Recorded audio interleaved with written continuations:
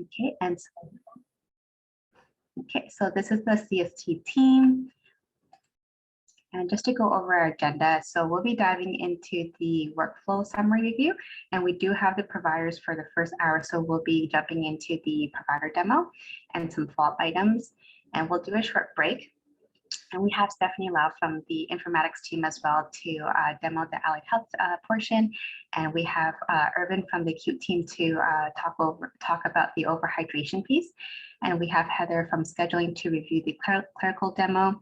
And I'll be doing the nursing demo and some follow-up items, and we'll wrap up with closing items. Okay, so the purpose of this session is to validate the VGH home hemo and independent nocturnal design based on the feedback gathered during our previous two sessions. And just to go over the glossary again for everyone, so power chart refers to the application used for clinical documentation and order entry. Scheduling application book refers to the scheduling application. Access management office or PM office is the registration application for the clerk to use. And we have work queue monitor or WQM, that's the application for scanning documents back into the chart. A power plan refers to an order set. Power form is the electronic form, and form fast is the electronic web forms for printing. Dynamic documentation is the clinical note documentation. An ambulatory organizer provides a summary of the scheduled appointments by resource. And message center is the internal message component within Cerner. Okay. So we'll be begin with our workflow summary. I'll be going over the high level points followed by the demonstrations. Okay, so we'll start with the referral process to the home hemo and independent nocturnal unit. So in regards to referrals within VGH, the referring provider will enter a referral to the outpatient home hemo order in power chart. For any referrals that are coming from non-Cerner sites like St. Paul's, the paper fax referral method will continue. And so this will fall into the clerk's queue. And they'll update the clinical nurse leader and promise, and they'll schedule the home hemo pre-assessment appointment in an outpatient encounter. And so the provider can review any of the referral documents. The clinical nurse leader can discuss the patient referral in the round. And there's a triage nurse, so they'll do the review and update and promise. Waitlist is the regional team. And they'll try to look for a training spot availability at each site and communicate with the CNL. So once a spot is available, the provider can order a scheduling order. So that's the home hemo VGH ordered. So then the patient can be booked for training. And once the spot is available and the pre-assessment appointment goes well, then the CNL can assign the patient to the home hemo nurse and make any updates and promise. And the nurse will receive the patient training assignment, and they can notify the clerk to book the patient for training. And so the patient will be booked for training through a recurring encounter. Does anyone have any questions so far? Can I ask the team if that's quite right? Because the triage nurse is actually not the one that's doing the allocation and the training. It's actually the HHD nurse is the triage nurse in this particular scenario. They're the ones that are reviewing, updating, and allocating the training spot. And then it may be HHD training nurse 1 going to HHD training nurse 2 for the last column. I would have just sort of a labeling thing, maybe. Is that what you mentioned? Yeah, thank you, Dr. Copeland. We'll definitely make a note about that, and we'll make changes to that. Can I confirm with the nurses that that's their reading of it too? Yeah, I was about to mention that. Yeah, I mean, and the only thing too, in terms of the fourth column, the discuss patient referral and HHD rounds, does that actually happen? But does the PCC actually do that? I don't know. Nor I don't think do they actually assign the patient to the HHD nurse. That's actually more the HHD nurse as well, isn't it? Yes. So yeah, pretty much just like the referral comes in, the clerk does it, that's correct.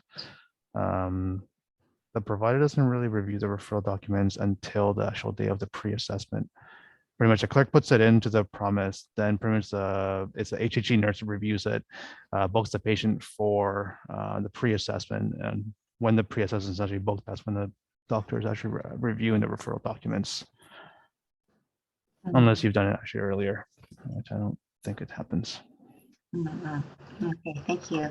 I do have a question for everyone. So what is your guys' current workflow in regards to the provider entering the home hemo prescription?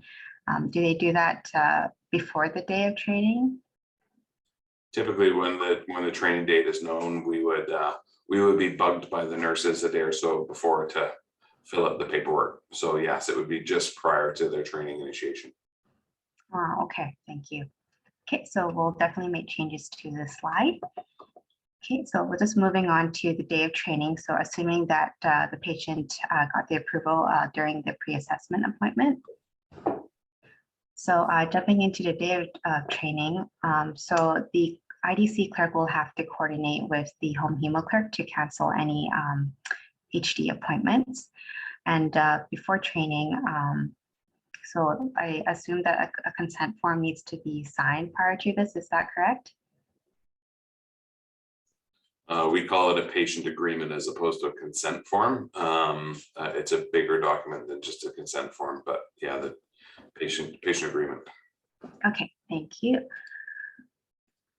Okay, and so the provider can access the patient's chart and review any informations, and they can go ahead and adjust any orders, prescriptions. They can order any power plans if they like. Can I just ask a question? Hi, it's Dr. Beverly Jung at St. Paul's Hospital.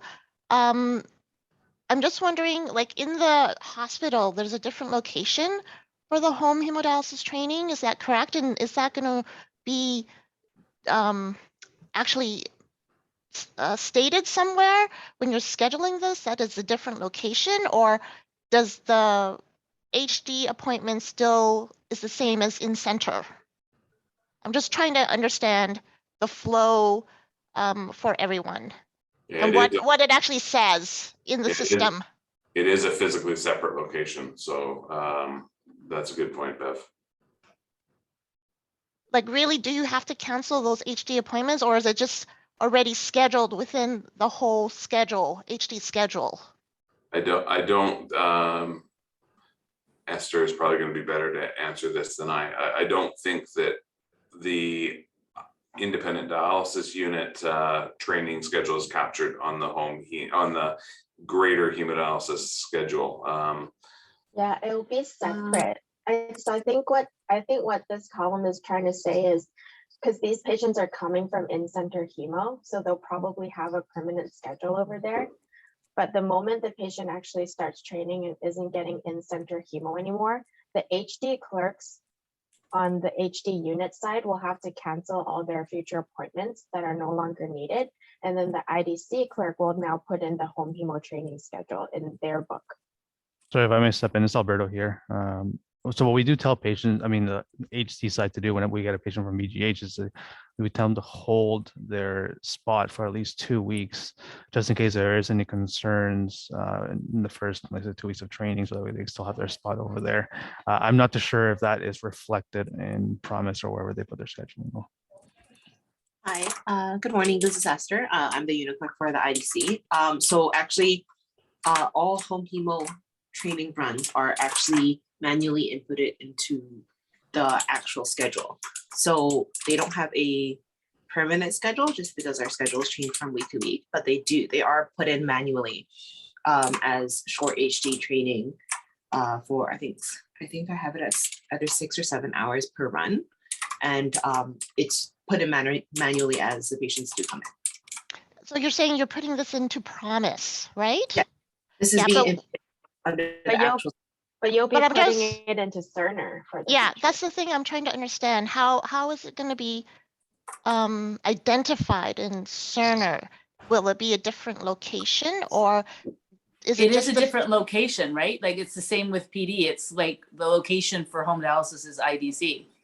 Yeah, that's correct. So this is Heather from the CST scheduling team. When booking an appointment in Cerner, it has to be associated with a core location. And the HD unit is one core location and home hemo is a separate core location. So they do need to be booked separately.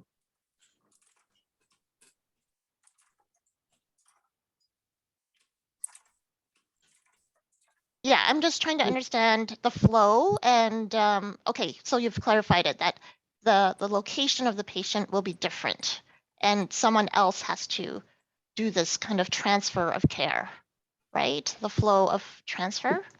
Correct. So the appointments are going to be booked separately and owned by separate unit clerks. The encounter that is associated with that patient can flow from the HD unit to home hemo. But the appointments will be managed separately by those separate clerks. And the HD future appointments will be canceled if that patient's being transferred to home hemo.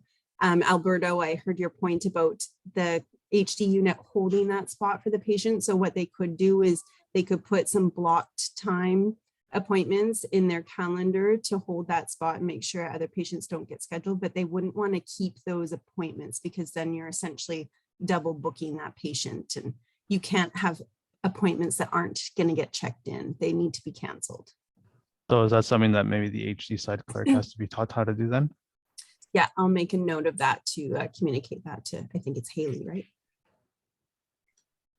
And Mike Copeland here again, just so we don't lose it as well in the current state, and I know this will change in the future, but in the current state, the location of dialysis may be the Richmond unit or the East Vancouver unit. And when St. Paul's goes live with this, whenever that happens, that won't apply, but we do need to be able to include that as part of the workflow. All right, thank you, everyone. The RDC clerk will have to facilitate transfer the home hemo encounter to the DGH home hemo encounter. So this has to be done on the day that the patient arrives to the unit and not prior to the unit. Okay. So we'll jump into the home hemo nurses workflow. So they'll assess the patient, they'll review the orders that's made by the provider, and they can go ahead and provide any instructions or training tools for the patient. They'll do any blood work collection if necessary and provide any outpatient rec if it's not given to the patient already. And then it sounds like they were using like a paper log sheet to document with the patient. And they can go ahead and order supplies with Baxter and complete their documentation in Power Chart and Promise. And it sounds like the nurse will be the one who will be clearing the patient from training. Please correct me if I'm wrong. And a question that we have is there a training checklist that the patient used during training with the patient? This is Amy from Home Hemo in Richmond. Yes, we do have a checklist. Okay. Correct me if I'm wrong, Victoria and Stephanie, but is there a training checklist in our, excuse me. Yes, BCPRA do have a home hemo checklist before the patient go home. We check everything before we send them home. Okay, sounds good. Oh, Sorry, it's Dr. Jung, and I just wanted to make sure for the providers, just, I know Sunit just cut over She-Shelt and Mike has already cut over for East Van. So they know what is each of the important components of the chart that has to be done before the patient starts home hemodialysis training. Yeah, I think we're pretty good with that. Yeah. And hopefully there will be much less of the cutover needed as we're going forward because it'll be a transition of encounter, right? Only depends on where the patient has been and if they've already been in the Cerner system, right? Like, yeah, so about 85 to 90% of the patients coming to home hemo training are coming from a hemodialysis unit, either CDU or VGA. So in the early days, it sounds like there may be some cutover work needed, but ultimately that will disappear as all the units come online. Yes.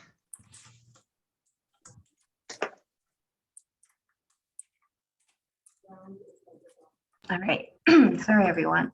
All right, so we'll move on to the allied health and pharmacy section. So it sounds like they could drop in to see the patient as needed. So the pharmacist can go ahead and do any BPMH and MedRec and prescription changes. The dietitian can conduct their own nutritional assessments and make any adjustments to the patient's dietary needs. The social worker can conduct their psychosocial assessment, and the occupational health therapist can do their own assessment, and they do have an ad hoc folder for them to document as well. And they can make their own free text note in the power chart as well and in Promise. Before we move on, I do have one more question. Do the clerk need to update in Promise during the day of treatment? Sorry, you broke up a bit there, Wendy. Yeah. Oh, sorry. This is just a question for the clerk. We're just wondering if they need to update in Promise during the day of training. So like changing the patient's modality, sorry, hemo modality in Promise. So for me, when the patient starts training, I open the status and that doesn't close until the patient is discharged to home. So it's not like something that I open every day, if that's what you're asking. I see. Okay, we're just curious to know that if you need to document and Promise when the patient comes in for hemo training. All right. Okay. So any Only questions? time patient status changes during training is, for example, if it's a stat holiday and we can't give them a run, then they go over to the HD side and they get a filler run just for that one day, and then afterwards they get swapped back to us. But that's the only occasion where a patient's status would change during their training period. I see. Okay, thank you. That's good to know. And I do have a slide regarding clinic follow-up. So during a clinic follow-up, the patient will check in with the clerk, and the clerk can go ahead and do COVID screening and notify the nurse, and they'll make any updates in Promise if needed. And so the nurse will review the patient information and do their own set of assessments, and they can inform the patient when the next appointment time is, and they'll do their respective documentation, and they may use the follow-up order for the next appointment for the patient. So at any time, the provider can also jump in and assess the patient if they need to, and they can make any changes to the prescriptions. They can order additional labs, tests, and conduct any further MedRec or BPMH and document in Power Chart or Promise. And this is the exact same column as previous slide. So the allied health and pharmacists can also do their assessments and documentation when the patient visits as well. I just wanted to warn the providers that if you want to modify the HD prescription, you have to go back into the recurring encounter. You can't use this clinic follow-up encounter. The HD prescription will be blank. So that's how we do our nocturnal clinic. I don't particularly go into that clinic follow-up because it doesn't have all the information in it. I would go to the recurring encounter to make medication changes, their HD prescription changes. So I'm just asking a question on that point, Bev. I thought that the encounter would just be HHD, but there's going to be another one that's like after they're discharged from training, or is it all just one encounter that they're on HHD, which is a recurring encounter? Can I have that clarified?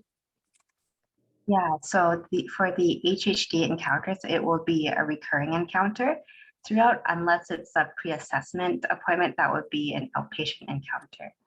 So it would be quite similar to what we're seeing in the CDUs right now already, right? So if we're on the provider landing pad on the power chart, we'd be able to make the adjustments there.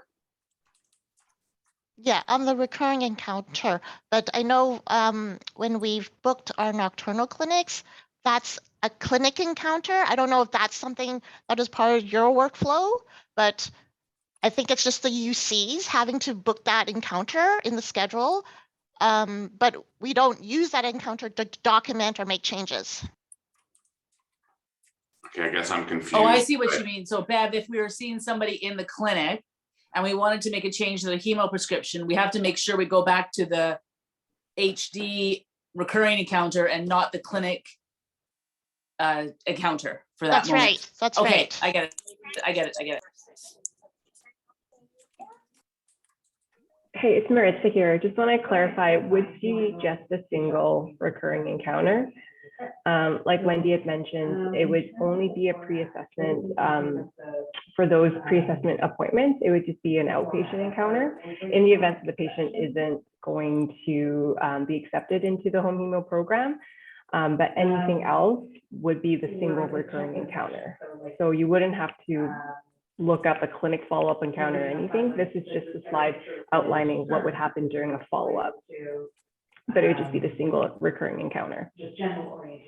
Okay, so I just want to clarify again, because I know our workflow might be different from what you're planning.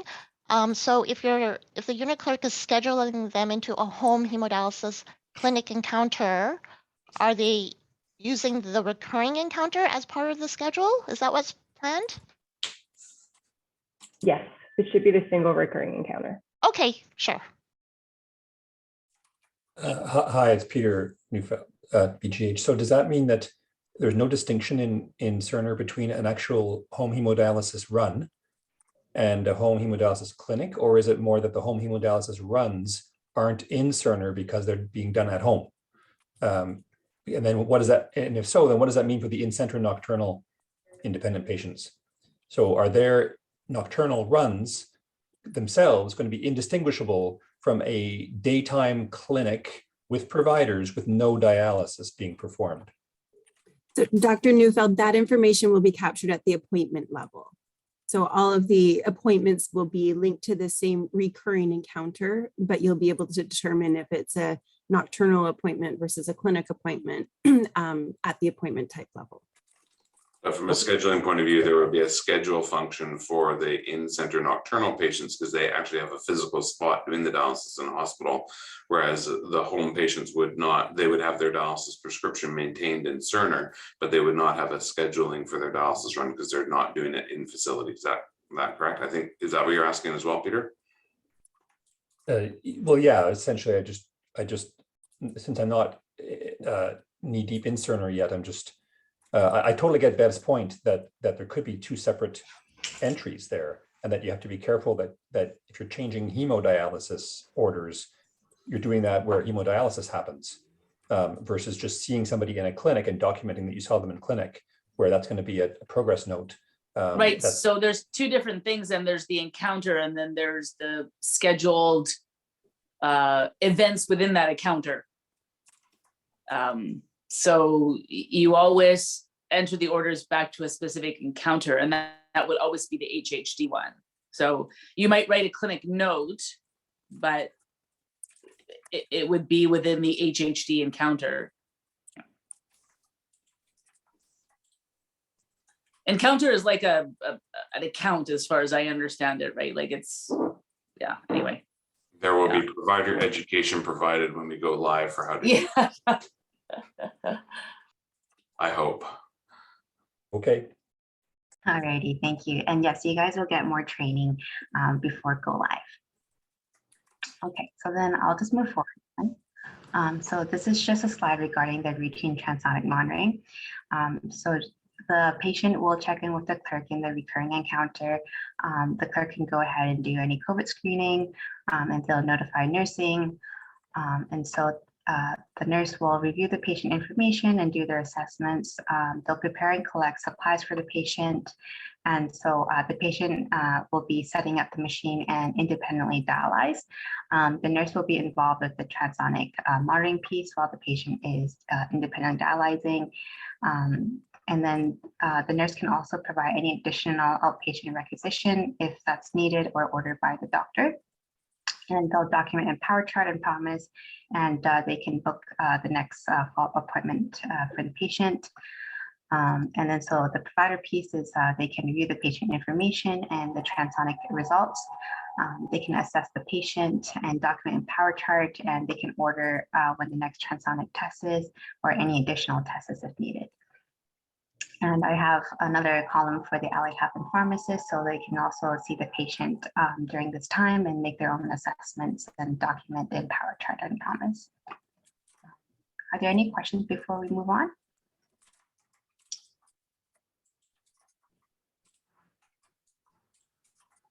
I just have one question. I'm not sure if we've done this yet, but for the transonics, is there a specific power plan for that? Like, cause some patients are on like a, Q monthly or Q3 months or whatever. So is there a power plan, or would we have to order each transonic as a single isolated thing? You'd have to schedule an in-facility dialysis run, and then that would be an element of it that gets done. But I don't, Bev, I don't think there's a power plan specific for that. No, there's And no if you power want, I plan. can comment. Do you want me to comment, Bev? Sure. So yeah, there's definitely no power plan. The nurses have a schedule in terms of when to do it. And then what they do is after they do the transonic measurement, they write down when's the next one. So if a person's been ordered once a month, they should write at the very bottom of where they've done the transonic. Next to transonic will be on whatever, they'll put a date, right? So that's the way they've been doing it. And so we'll put in an order if we want it to be done differently than the usual 6 weeks or 2 months. So for our patient population, we would need to then schedule a run. So that would just be a scheduling function, and then include, I guess, we'll have to work out how that actually then gets communicated. That's what it's for. There is an area in the chart called team communications where the nurses can put information there. The doctors can write notes for the nurses to follow. Yeah. I don't think communication order works. So having just done the cutover for Seashell on Monday, I realized now we didn't even discuss transonics. So is it actually just a regular order like that you search for and it'll say transonic, or does it say it's part we don't have to order it. It's actually part of the package of orders that comes along. So they should be doing it naturally. Yeah, you shouldn't have to order it. Okay. Yeah. But so the it's point in a is power that, plan.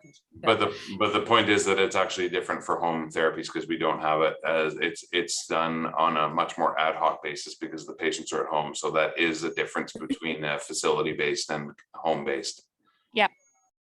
This is Heather from scheduling again. I just wanted to point out that for VGH home hemo, we did incorporate transonic monitoring into the follow-up order. So providers or clinicians can request a transonic monitoring appointment be scheduled by using the follow-up order. Thank you. Great.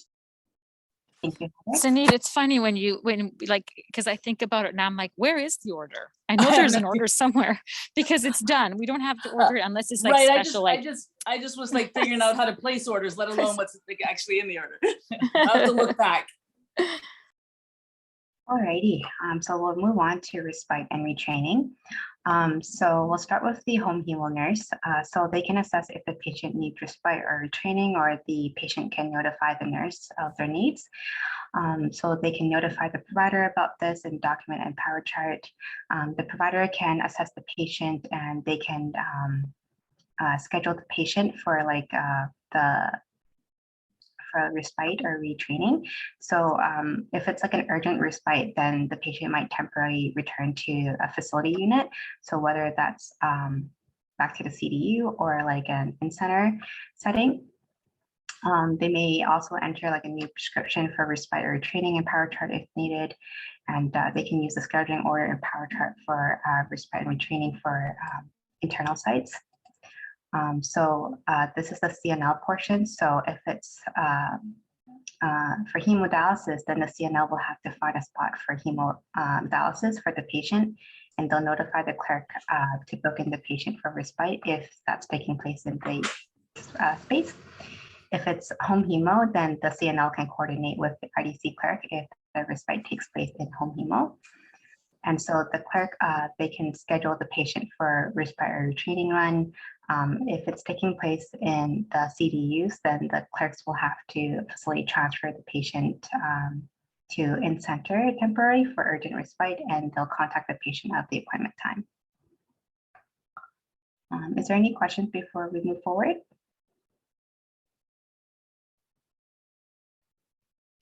I think that's right. Okay, thank you. Okay, so we'll move forward again. So this is just the next slide regarding admission to the hospital as an inpatient. So please correct me if I'm wrong with this workflow. So the patient can call the unit with concerns. I assume that the clerk will be picking the phone up, and then they can notify nursing about this. And the nurse can communicate or assess the patient's concern over the phone, and they can contact the provider if needed, and the provider will assess the patient's concern and determine if the patient needs to be admitted, or they can order any outpatient tests if that's more appropriate for the patient. The nurse can communicate those instructions to the patient. If the patient does need to be admitted to the ED for whatever reason, the provider can communicate with the ED provider and the nephrology, and they'll make their own respective documentation. And the nurse will also document this, or the patient can also call the on-call nurse after hours if that's the case. And I just want to note that the recurring encounter is going to remain active. So if the patient does get admitted during an emergency, then an inpatient encounter will have to be made. So the HD appointments, documentations, and any HD related orders and PowerPoints and prescriptions will be saved. And upon discharge, the recurring encounter will be used again, and the inpatient encounter will be discontinued. So this is a little bit different, I guess, from how we do it currently. I mean, all the elements are there, but for instance, I would think about this in two terms. We have a home hemo patient who's sitting in the IDC and has come in for a drop-in visit or has deteriorated and we need to send them to emerge. This works, but I don't know that this works entirely in terms of how we would do things for a patient calling in from home with a concern, because usually we will triage that person to either come into the IDC for us to assess, or you're sick, you need to go to the emergency room, and then it's sort of a self-referral to the emergency room. We're not necessarily doing all the elements that are included here for that latter scenario, but we definitely are when it's us initiating a referral to the emergency room as opposed to the patient, calling for advice and then referring themselves to the emergency room. Thank you for clarifying that. We'll definitely take a note on that. I guess the other providers, what do you think? Because I just see a lot of work for the nurses that are going on here that they may actually have relatively minimal impact. If the patient calls in to say, I'm having a GI bleed, and they do call in to say that, and we say, yeah, don't call us, go and deal with somebody who can deal with it. And I don't know that there's a whole lot of onus other than documented that a phone call was received for us to be, phone call received, patient bleeding, told them to go to emerge. I don't know that we want to have to be taking ownership of all those people. Otherwise, as soon as they appear in emerge, as we all know, nephrology's patient has arrived, so we'll call nephrology. Yeah, Mike, I think how I see it for, any HD patient that comes or has a problem, you would just, if you receive a call, you would just document it in their encounter. And then, either you'd say, go to emerge, you might want to call emergency to say that might be coming, maybe you don't. So I don't see a lot of stuff. And if the patient is coming in as being an inpatient, then that's a totally different encounter. Exactly right. And I just wonder, like, for example, like, sorry, this is the unit clerk speaking. Like, what if our patients go directly to another health authority? Like, cause like for our patients, like sometimes like if it's like something urgent and they call for an ambulance, like they'll get like taken to like RCH because that's just the closest. And like, how does this workflow work with that? They're a non-Cerner site, so I don't know that it does. Yeah, or like, unless we're aware of it, and you might want to document that you're aware that this patient has gone to another hospital, there's nothing really for you to do.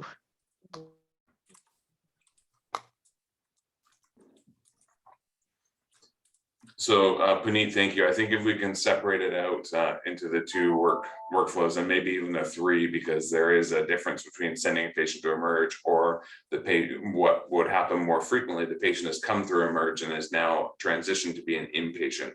And I think this workflow applies for that. Well, some of it applies for that, but really it's going to be a temporary transition from home hemo into an in-center care. So. Can I just add though, if it's a Cerner site, so let's say the patient goes to Lionsgate because they live in the North Shore, and let's say they don't call you, they just show up at emerge, there is a notification that we will be building in for home hemo, whether it's a notification by a message center or a report that will print out to indicate that one of your patients has showed up at emerge or has been admitted as inpatient. That's perfect. There is, yeah, so there is that. That's really good. Thanks. Maritza, it's Sunit Chair. Will that also be true for PD? Yes. Okay. So eventually someone will call you from these other hospitals if you want to transfer. Unfortunately, yes, that's true. Or not sometimes, as we all know, particularly with the PD patients, Bev. So yeah, that's great. Thanks. Thank you, everyone. Okay, so I do have a slide for drop-in dialysis.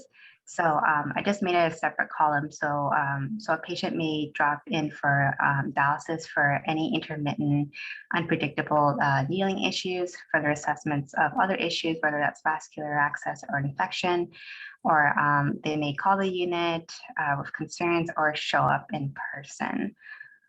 Please correct me if I am wrong.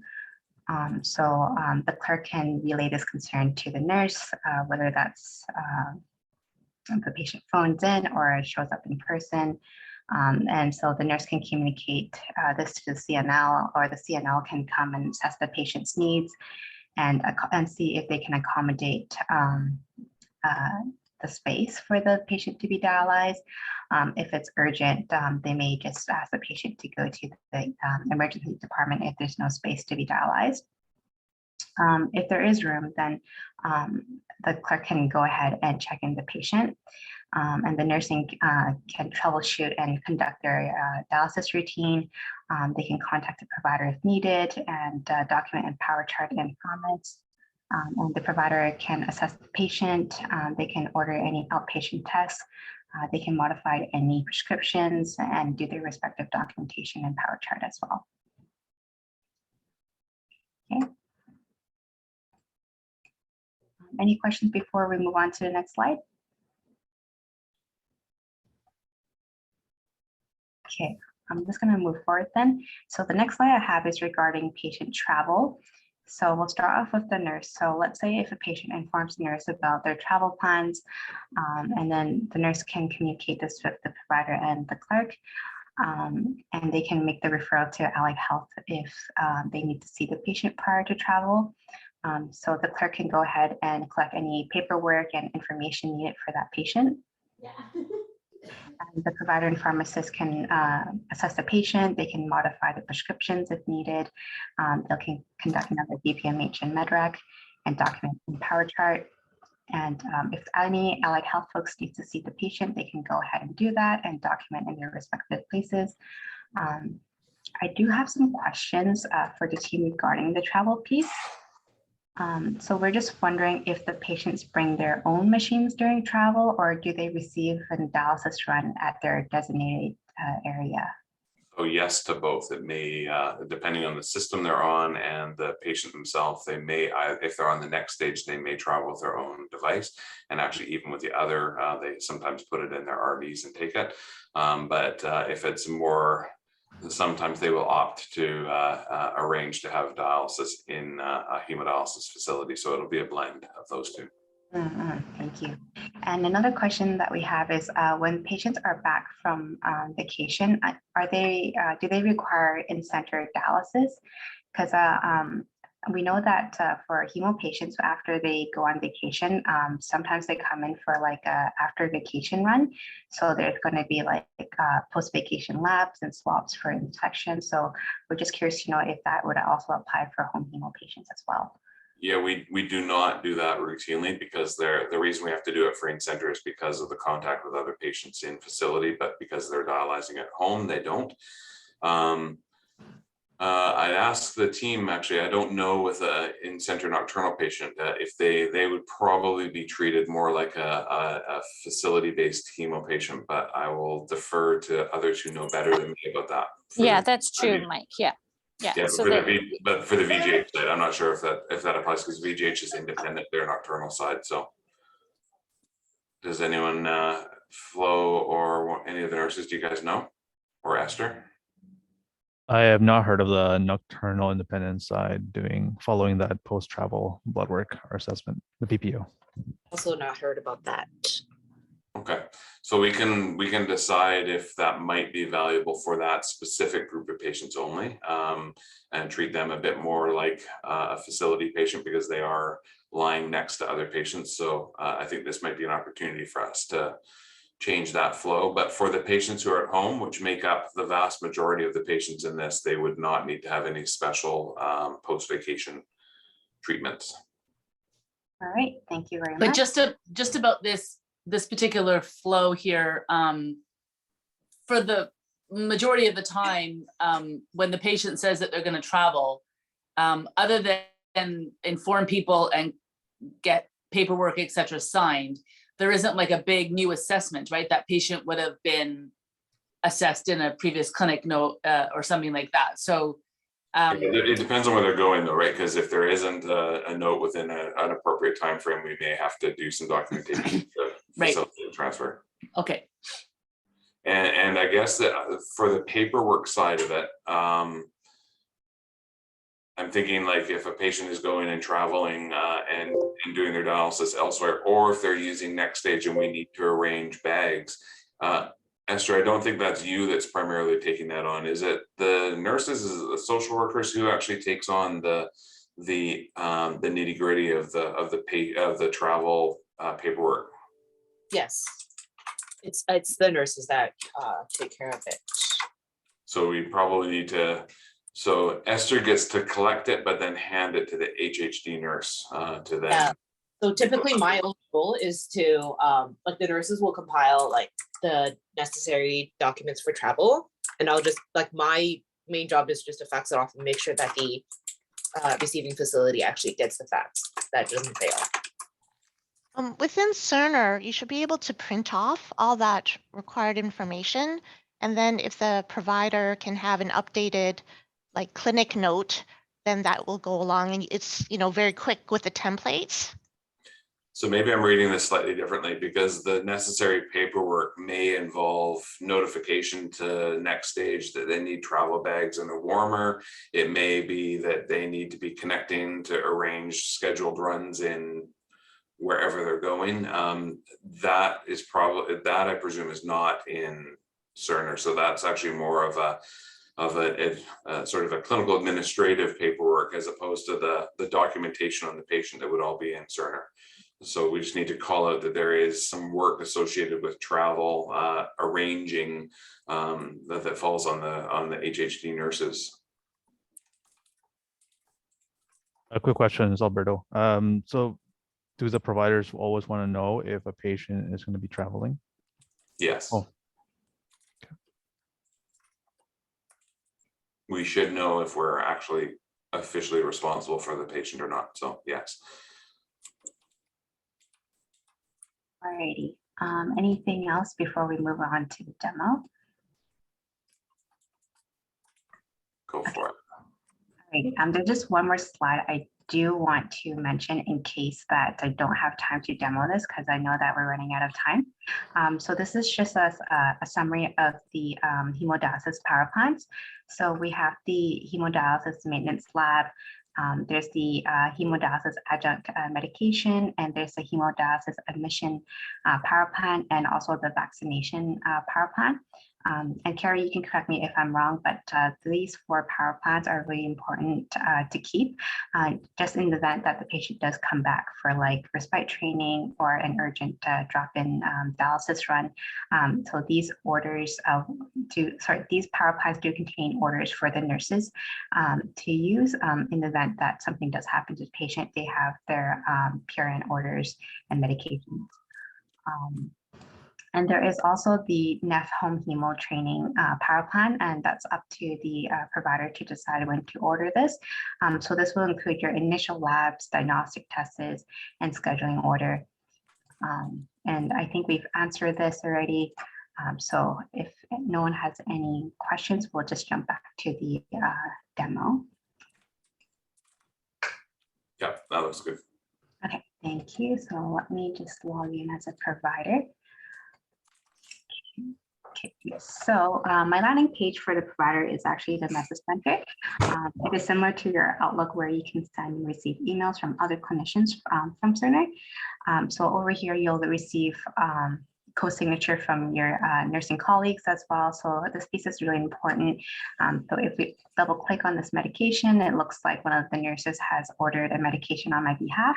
So I can go ahead and quickly review this. And if I want to approve it, I can click on the bullet button here. Or if I refuse it, I can select a reason and make a comment. So this piece is very important just to make sure that the nurse did order the correct dose on your behalf. And if you're okay with this, you can go ahead and click OK and close. So that means that you have signed with the nurse indicating that medication is correct. You'll also receive proxies from other physicians, and this is where you can select your pools as well if you want to send a message to like a specific pool. So that's it for Message Center. You guys will also receive more training on that piece. I'm just going to quickly jump into Ambulatory Organizer again. So this provides a summary of the scheduled appointments for a selected resource or group. So over in this arrow, you can go ahead and select the resource group for your clinic. Just make sure that this is selected correctly for your unit. Otherwise, you may have like a different resource group with the wrong patients. So over here, the view includes appointment times, patient information. So I'm sorry, how do you set those resource groups? Yep, so if you click on this arrow over here, you can type in, let's say, VGH, cardiac, and then they'll give you like a list of all the different resource group. But for the sake of demo, I just have the home hemo resource group and also the nocturnal group. Yeah. Okay. And then after that, you can hit apply and hit refresh. So you should have your clinic resource. And another reminder I'd like to point out is just to make sure that you have the correct date. So today is May 11th. If you want to take a look at who's visiting you tomorrow, you can go ahead and fast forward if you like. So this is for May 12th. So, so you can navigate with the calendar button. And over here, so this is the list of the patients coming in to the clinic that day. So you'll have the patient's appointment times and what type of appointments it is and the reason why they're here. And over here, again, there's a little note that you can add to your colleagues. So for example, if a patient didn't show up, then someone can type in no show so that the patient didn't show up. Okay, so we'll just go ahead and open up the patient's chart.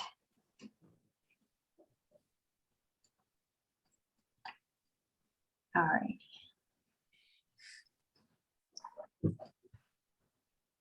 Oh, 1 second. Okay, let's see if this loads properly. Okay, perfect. I do want to mention, because I know that we're running out of time, I just want to show everyone where we're going to find our prescription. So over here under prescription, dialysis prescriptions, over in the plus button, you can enter your prescriptions here. So far we have the CAPD and CCPD and the hemodialysis. We will have the AK96 and the next stage built in here. It's currently being investigated and it will be built. So we can stay tuned for that. But just for the sake of demo, like we'll just quickly click on the hemodialysis prescription. So the provider can go ahead and fill in the radio buttons for that patient. And they can also make a note on these boxes over here. So these are all free text notes. And there is a radio button for Nocturnal HD over here, so you can select a mode for that. So this patient is a nocturnal patient, so this prescription is for the nocturnal run. And once this is filled out, you can go ahead and sign for that.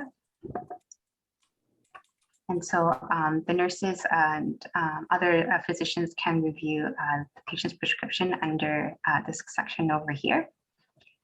So this is the patient's current prescription, and you can also like navigate through what are their previous prescriptions in the past. And then just want to scroll down to BPMH and MedRec.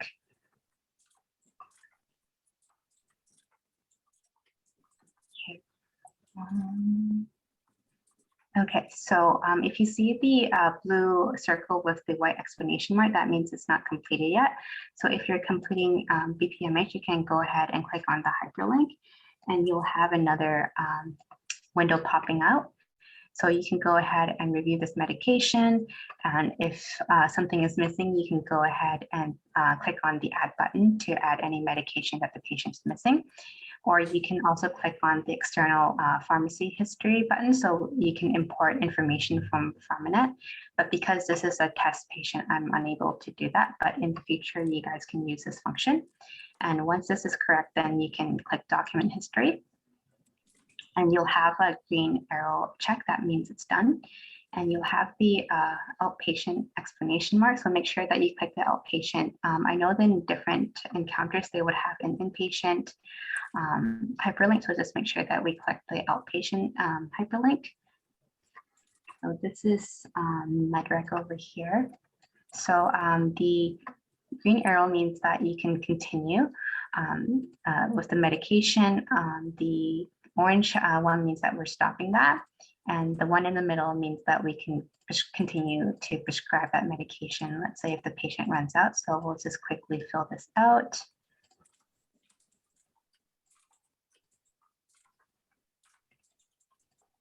Okay, so once this is all correct, we can go ahead and hit sign. So this is the shared piece between the pharmacist and the provider. Any questions so far before we move forward? Okay, I'll take this on as a no. I do want to mention the outpatient quick orders. So this is like a catalog for the providers to select their power plants and commonly used labs and diagnostic tests. So we'll just hover over the power plants. There are some hemo-specific power plants. So if you want to order like a specific power plant, you can go ahead and select that. And once you make your selection, it will be in green, and you can check out over here. So it's just going to ask you to sign, and you can go ahead and modify the details if you like. So there should be another pop-up coming up soon. And over here, I can review the power plant orders. I can select and deselect these boxes if I like. So I'll just review this really quickly, and I'll select my antibiotics of choice. Let's say I'm just going to go for vancomycin, and then just review the dosage. And if everything looks good, then I will just hit apply dose. Okay, and I can hit initiate now, or I can plan it for later for the nurse to activate. So I'm just gonna initiate now. I'm just gonna ask you to sign it. So sorry, for initiate now versus plan for later. So that would be if the patient isn't there, but we get a report of a positive blood culture, we do the plan for later, and then the nurse would initiate it on arrival, as opposed to if the patient's physically there and we say, yeah, we need to do this. Is that the right use of that? Yeah, for sure. And again, you can also click on multiple power plants if you like, but just for the sake of demo, we'll just do that one specific one. And then if you go over to your orders section and hit refresh, you'll notice that your power plant over has been initiated. I do have certain power plants that's planned for the nurses to do, so they can review those orders when they come on shift. I think I would recommend these common power plans to be created as a favorite. I think I've told Signate that rather than having to go into the outpatient quick orders, look for them, the ones that you keep on using over and over again, I would just create it as a favorite. That's a really good point, Dr. Jung. So to create a favorite, you can right click on the specific power plan and you can hit save as one of my favorites, and you can rename this however you like, and you can click OK. And let's say I want to order some medications. I can hit add, and this window will pop up and there's a star. So you can click on that and there will be a folder called my favorite plans. So I have a few saved, so I can just quickly click on the ones that I want to order for that patient. And a separate can I just say something right there? This came up with Maritza and I on Monday. There's two things there. There's outpatient prescriptions plus there's outpatient. If you look, when you go back to the orders, where you're like choose your favorites. Like if you're adding an order, go back to where you're adding an order. Yeah. Right. So if you look at the two scrolls over from your search bar where it says outpatient prescriptions, you're supposed to only put things on outpatient. Yeah, it's important to figure out where you've put your favorites. Yeah, but there's some issue there. Maritza, do you wanna remind me what trouble we ran into there? I think Sydney's right, because I could never put it on the outpatient prescription. I always have to go to the next stop. Properly. Yeah, I think it's just how you would configure your favorite folder, but by default, whenever you bring up the ordering catalog, it's always defaulted to outpatient prescriptions. Okay. So that's just a learning thing that providers would have to be aware of. So I think with Dr. Singh, when we did it, I think we just had your favorites folder set as the outpatient prescription, just so that you could easily click the star and then find your favorited power plans and orders. Right, but I think the problem was that if like if it's a medication order, if you do it in outpatient prescriptions, it flows a bit differently, right? I mean, so if you put a medication order into your favorites, like let's say you're going to put cefazolin into your favorites, if you put it as an outpatient prescription, it's going to come up differently, if I remember that correctly or not. Yeah, because if it's outpatient prescriptions, the system will think that you're trying to generate a prescription that you could print out for the patient. Yeah. So that's just something to be mindful of. Yeah. Yeah, you have to figure out, is it something that you're going to prescribe, or is it something that you just want to give in the setting, the dialysis unit, which is outpatient, not anyway, outpatient that prescription. box is just a weird box. No, I always enter things and then I go, oops, I did it wrong. I have to cancel and go back and make sure it's under outpatient. Thank you so much for pointing that out. Okay, so I do want to, I know it's time for everyone, it's 10 o'clock. Do you guys want to stay a little bit longer? I'm okay with that if you need. Okay, perfect. I'll try to speed through the rest of this. So again, there's a documentation section. So you can go ahead and make your free text note by adding the plus button. And then there's lots of different types of templates you can use. And you can also star your favorite ones. Let's say I want to star this one, and there should be a folder for me to refer back to my favorites. So you don't have to go through this long list. Or alternatively, if you go back to dialysis management and you just go all the way down, there are some hyperlinks for you to use. So there's like the provider clinic note, there's the clinic note free text for you to use, and there's the consult note. So if we just open one of them, so this is a free text note. So you can just do a free text documentation and hit sign. And if this is correct, you can go ahead and hit sign.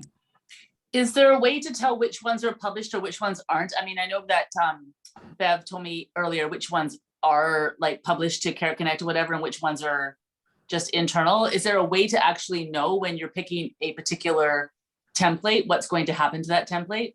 It's the ones that are called clinic notes. Those are published, whereas a progress note is not. It's just internal. Okay, but what about this list, for example? Like if you were choosing a pre-existing template, is there a way to know in general on Cerner if it's a published one or not? Like a consult note, a discharge summary, those ones will be published. Obviously, yeah. Okay. The rest, I don't know. What about this antimicrobial stewardship note? Like just by looking at it, you can't tell, right? There's nothing in Cerner to alert you that this will be distributed. Unfortunately, Okay. yeah. I would just stick to what's called a clinic Oh yeah, note and a progress note. I'm only going to use 3 or 4 things, but I just wanted to know so that in case I make a mistake, you know, like. Well, I'll seems just like- tell you, I don't go here. I've told you, right? I just I know, go yeah, down to yeah, the yeah. end. I'm just asking because, you know, like there's different ways, Bev. So I'm going to follow what Bev tells me to do, but I'm just saying. To quote Bob Ross, there are no mistakes, there are only happy accidents. Yeah, whatever. And Dr. Singh, I do want to bring this to your attention because I remember you asked this question last session regarding filters. So this is the most recent notes that's been made. This is the latest one, and you can actually click on this button over here. So this will reorganize the note types. So this is now the oldest to newest. And if you click it again, this would be like the most recent and the oldest. And there's advanced filters that you can click on.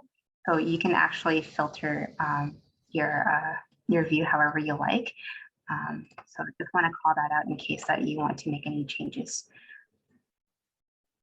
And I think it would be important when you create these notes that you label it, like when you, before you sign it, you can call it whatever you want.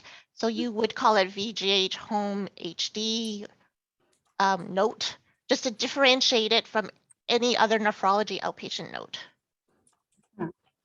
Yeah, that's correct. And then just going back to orders really quickly, I do want to actually, I might just jump back to the PowerPoint because that might just be easier for everyone to see. I do want to call out that there are some scheduling orders for the providers to use and just something to get familiar with. So there's the referral to the outpatient renal home hemo scheduling order. And there's the schedule hemodialysis VGH home hemo, and there's the nocturnal equivalent, and there's the follow-up home hemo clinic. So this is will help the clerk to schedule the patients for these respective appointments. And there's also the transfusion scheduling appointments as well. So like earlier, we ordered an antibiotic infusion for that patient. So it's important to go back to the system and also schedule the patient for that antibiotic appointment. So then the clerk will know to schedule that patient for the antibiotic. Correct me if I'm wrong, Heather. Where do you do this scheduling? Because we haven't seen this. Yeah. So let me just Sorry, go. Wendy, I just want to clarify those transfusions are entered via the power plan, are they not? Let me just review. There are albumin ambulatory, like ambulatory albumin and ambulatory packed red cell infusion power plans that are usually done with dialysis, right? So is this outside of dialysis that you would do this? It's possible for home patients because you may bring them in to do it either as a standalone in IDC or bring them in and do a dialysis run for it. But and in particular, as we're thinking about iron infusions, we're talking about moving much more towards the monoferric and bringing them in for standalone infusions of that. So we will need that off of dialysis. Hi, this is Carrie from Order Sets. Just want to point out these scheduling orders, like Heather had mentioned, they're usually embedded in the power plans that you guys will be ordering. So Dr. Copeland, the example that you gave for the ferric, that would be ordered in a power plan, and there would be already a scheduling order within that. So you can just order everything at the same time. Okay. But yeah, again, there are, just to highlight the differences, there are, the home hemo is a bit of a hybrid of in-center hemo and PD in terms of the stuff that gets done in the unit. So, you know, PD, definitely people come in and get infusions and whatnot. And there are times that will happen not on dialysis here. So it is good to have it. I have a question about the scheduling. Like if I decide that a patient needs to come into a clinic, right? I would just like tell Esther, book Mr. So-and-so into clinic. Do I have to put it in here? So you do have the option. Wendy, I'm wondering if you can show them the follow-up home hemo order. So if you want to, Dr. Singh, you can use a follow-up order to request it through the system. Okay, And- I probably don't want to, but I don't I don't have to, right? Like, so I'm just asking like the transfusion thing, right? Like, so I might get, you know, aware that a patient's hemoglobin is 70, and I would speak to the patient and say, okay, I think you need a blood transfusion, you know, and then I would, rather than go on the system and send the clerk a message, I might, you know, call into because communication is still really important, right? So I don't want people to spend their entire time looking at messages on the phone. I might call in and say, can we bring Mr. So-and-so into IDC tomorrow to get a blood transfusion? And they would say yes. You'd And still have to do the power plan in a planned state. I'd have to do the power plan to order it, but I wouldn't have to separately go into like schedule a No, transfusion. Sunit, you know what? There's still verbal communication, right? Everything Right. should not be communicated But through do I have Cerner. to do the verbal and do this? No. Or no? Okay. It's really about what you have decided about what the workflow would be, right? You guys Okay. will decide. Thanks. Okay. But thanks, I Beth. do want to clarify, the transfusions, they do need to be entered through the power plan, and the power plan has the scheduling order embedded, and that should be sent through because those should be scheduled to notify the transfusion medicine department. Right. So We would order the power plan. yes, We don't Um, have to separately do an order for a schedule because it's in there. correct. Okay. So when it comes to I the think it would follow-up be- appointments, I think it would be important for you to know when the transfusion is to be done. Like when is the patient coming in? So you would order it on that date. So then the blood bank would have the blood ready for you and when the patient arrives. But you could order it today for tomorrow, right? And it would be Yes, planned fit, you yeah. can do it in advance. Like there's something called transfusion medicine ambulatory where you can order it in advance. Doesn't have to be the same day. Yeah, so I think that would be fine, don't you, Sunit? right? So when it comes to the follow-up type appointments that are done in the clinic, those can be requested verbally. The order is there if you aren't in the clinic, and it's easier if you're already in Power Chart, you can use the order to request those appointments, but they can be verbally requested instead.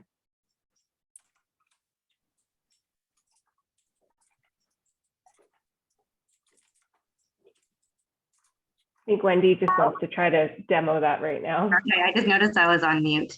I'm just going to order the ambulatory red blood cell infusion. So this is the ambulatory red cell and platelet transfusion. So let's say I want to select this one.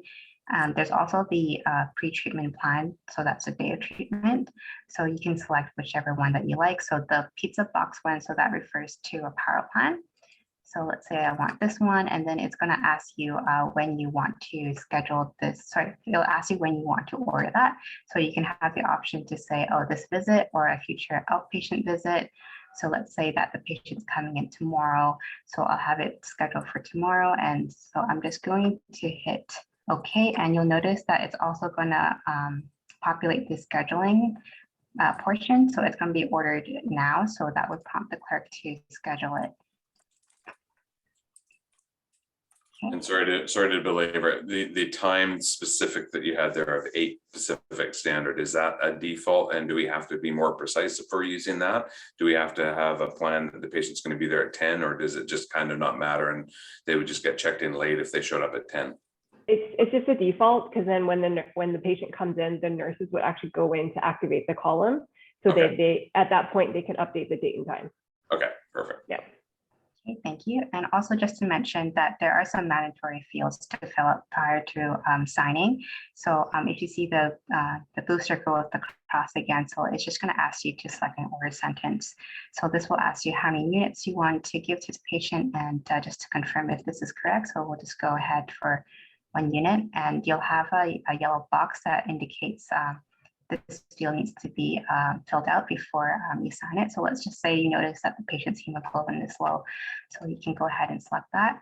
And they'll ask you if there's any special requirements needed, then you can just hit no. Okay, and then just make sure that this is correct. And if it is, then you can go ahead and sign that.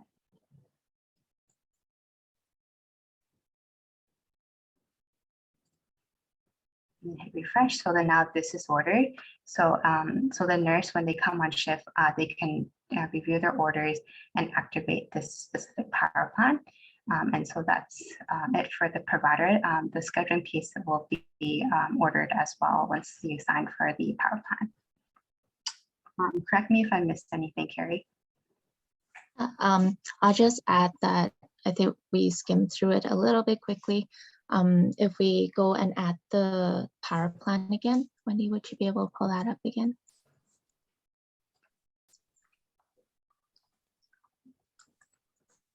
I think just with the power plan is defaulted to not auto select any scheduling orders. So before we sign for the power plan, we just have to make sure we check it off. So we'll click OK. And then we'll close out of this window here. And similar to what Wendy was saying, you'll select the number of units you want. If you scroll down, there's additional medications that you can check off, as well as PRN medications. And I have a feeling because this power plan is not flexed to the VGHD home location yet, that's why the schedulable orders aren't there. But if it was flexed, then you would be able to see the scheduling orders. Oh, perfect. So if you check off the scheduling orders there, and then right click to modify.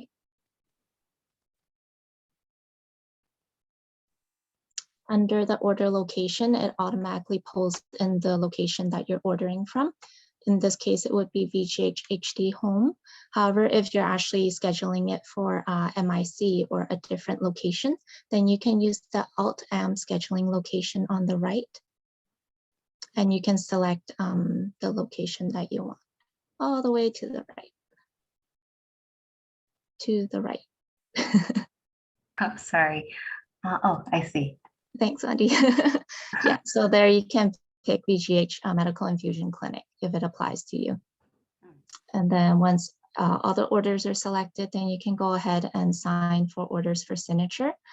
We do want the scheduling order because it sends the information to blood bank, and it also sends the order to your unit clerk so that they know when to schedule this patient in. So Dr. Singh, at this point, you have the option of also verbally telling the clerk that the patient is coming in tomorrow. Otherwise, they will receive this in their request list and they would be aware to schedule the patient.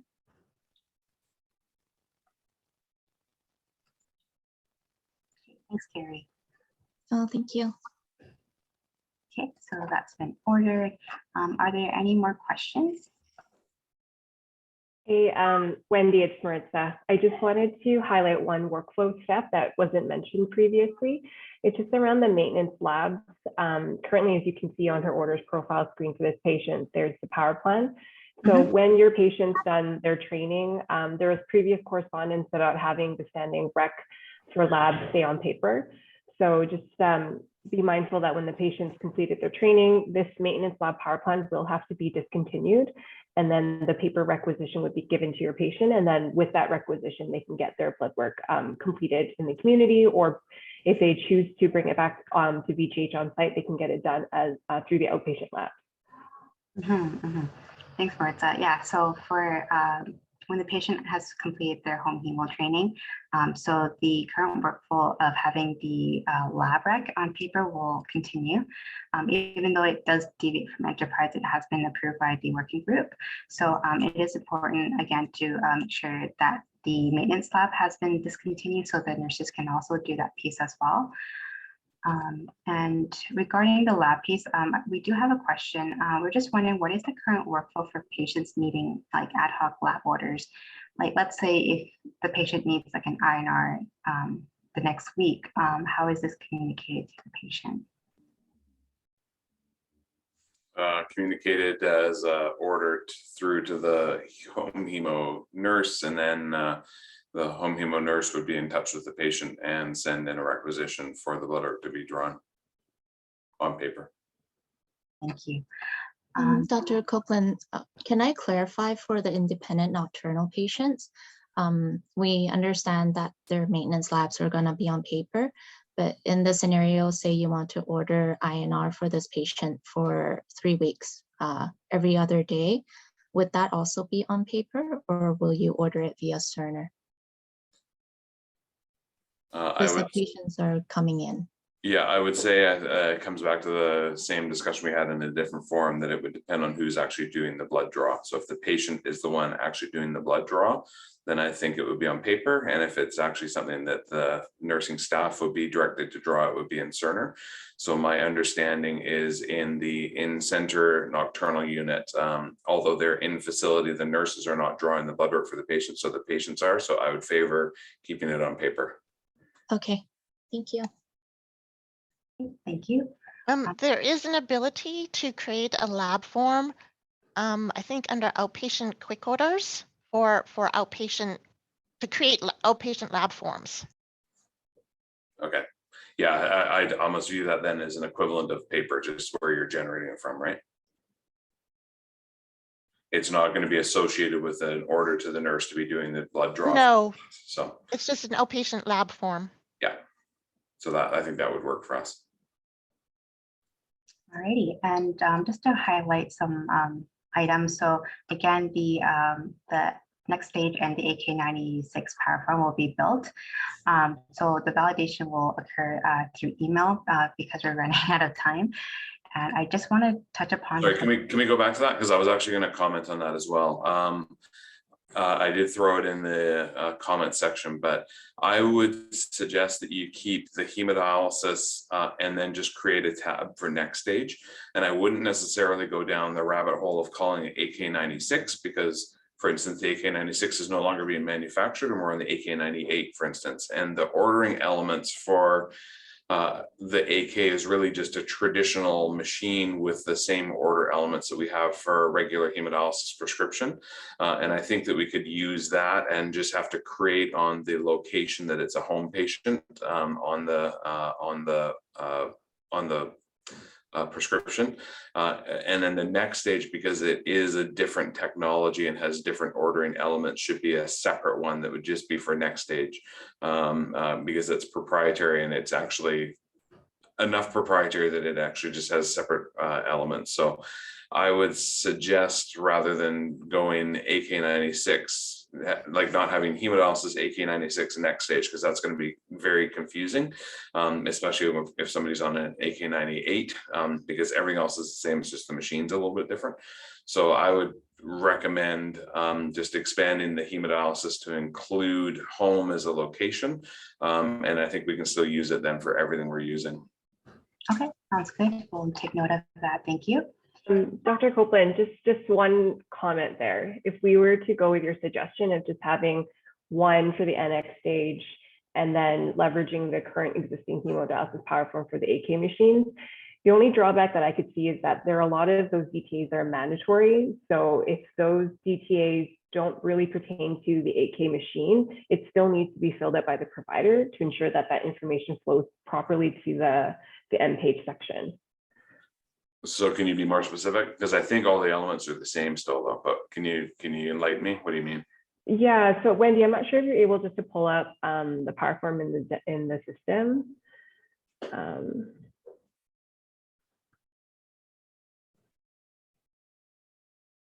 1 second.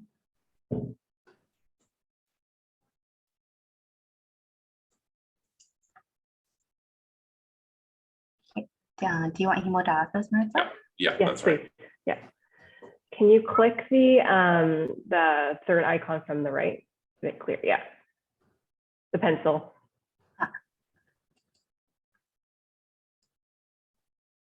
So when you do a new prescription, all the fields would be mandatory. So the workflow is for the live sites is that every field needs to be entered in with a value to ensure that everything pulls nicely into the prescription columns. Yeah. So I'm just concerned that there might be elements here in the 16 form that may not necessarily apply to your AK machines. I think they're all they would all apply. The only They would thing all apply. Yeah, the only thing would be and you got the option for the durations, because that can just be entered as an alphanumeric for this. Yeah. But, you know, I think it would apply. There's nothing. So the AK96 is just a dialysis machine like in the hospital. It's just that it's being used at home, and we alter the prescription how we do it, but all the elements are still mandatory. The next stage has a completely different ordering system. So I Right, think yeah. in this power form, the only thing that would need to be added is in that top right box where it's reason for placing. It would have to say outpatient home. Yeah, exactly. That was the suggestion I was going to add to it. And then And the dialyzer type. well, the dialyzer type's there though, right? Because it's in there, and so we would be covered under the same dialyzer families that in-center is. Okay. And then we've got the frequency, which is important to be capturing, like everything that there's nothing here that we wouldn't already be prescribing, whether we know we're prescribing it or not. That's a different question. But there's nothing here that would be different than what we would be prescribing for home patients with a traditional dialysis system at home. Okay, and then I guess with that mode section, would you require something to delineate that it's for home hemo?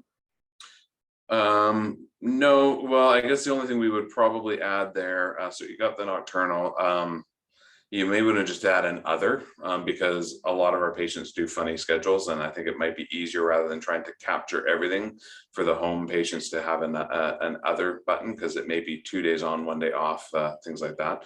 But if effectively conventional hemo and nocturnal hemo are going to you know, I guess the other one you might want to add would be short daily hemodialysis. But that's going to really capture everything that we're doing. But it's kind of in there because in the frequency, Mike, you know, we would agree. put 5. Yeah. Agreed. So yeah, just to say, save yourself the work. You just have to add one button on this one and we can work with it, and then you don't have to do anything. Okay, I'm just trying to think that we might, for just to ensure we capture all the requirements, we might need to schedule perhaps another session just to look at the design, because I don't want to build it out and have it not work for the 2 different machines. Yeah. So would that be okay for the group? I don't know if that would be efficient by email. That's my only concern. Yeah, I'm happy to help out with that. Okay. Awesome, thank you. Okay, and so the next slide I have is just regarding the facility transfer strategy between health organization. So our goal is to leverage the existing facility transfer conversation to move patients between VGH and PHC. So the facility transfer conversation is approved if VGH is transferring to another VGH location. So VGH HD to HHD at VGH. The challenging piece on our end is just using the facility transfer conversation between VGH and PHC site. So again, this is currently being investigated, and we want to make sure that there's no impacts to integration and any downstream effects. So this will be presented to governance once the gaps have been addressed. Is there any questions about this so far? Yeah, just let you know, I've been having conversations with Patrick O'Connor and Vinay Dhingra about this. And I think that, you know, more importantly than home therapy for this is going to be really helpful for the community dialysis movement. And it looks like we will be able to get around a lot of it. The nephrologists are all cross-appointed anyway, so it should be a fairly simple move. And again, I think that as long as we can look at both intra as well as inter facility transfers under the same umbrella, it's going to work okay. Yeah, just to comment on the across HO transfers or use of the transfer conversation.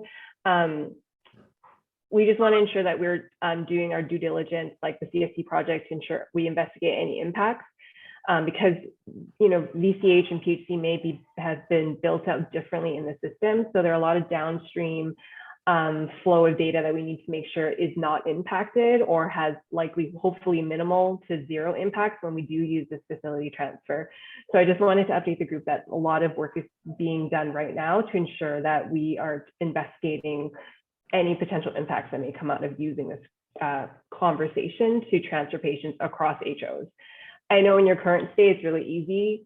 And there's been no issues with, like, you know, transferring a VGH patient to a CDU and so forth. But in the Cerner world, I think with the way things in the system are built out, we just have to be extra careful. Yeah, sounds good. Mm-hmm. Let's hope calm clear heads prevail. Agreed. Agreed. So that's all I have for the provider portion. You guys stay longer than you need to, so thank you very much for joining us this morning. So the providers may drop off if they need to, but they're welcome to stay if they like. I just want to. Thanks, everyone. I'm going to take you up on your offer and drop off. So. Thank you. Okay, goodbye. Bye-bye. Bye-bye. Thanks, Bev. Okay. Now, I just want to make sure it's Stephanie from Allied Health on the line. Hi, I'm Stephanie. Hi, so we'll be jumping into the Allied Health portion. So I'm just gonna let you share your screen if that's okay. Yes, for sure. Okay, sounds good. Morning. Just wondering who is on the line in terms of allied health clinicians. So Mim Wickett from Occupational Therapy. Hello. Courtney from the Home Hemo Program. Sorry. Hi, Courtney. Juric, dietitian. Hi, Juric. Hey, Steph. This is Winnie from pharmacy. Hi, Winnie. All right, anyone else?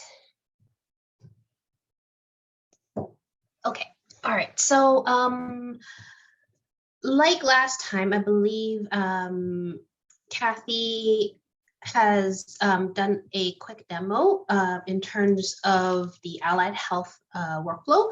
And similarly, we will be focusing more on the dietitian, social work, and the OT. And I believe for pharmacy, we'll be able to cover in another time.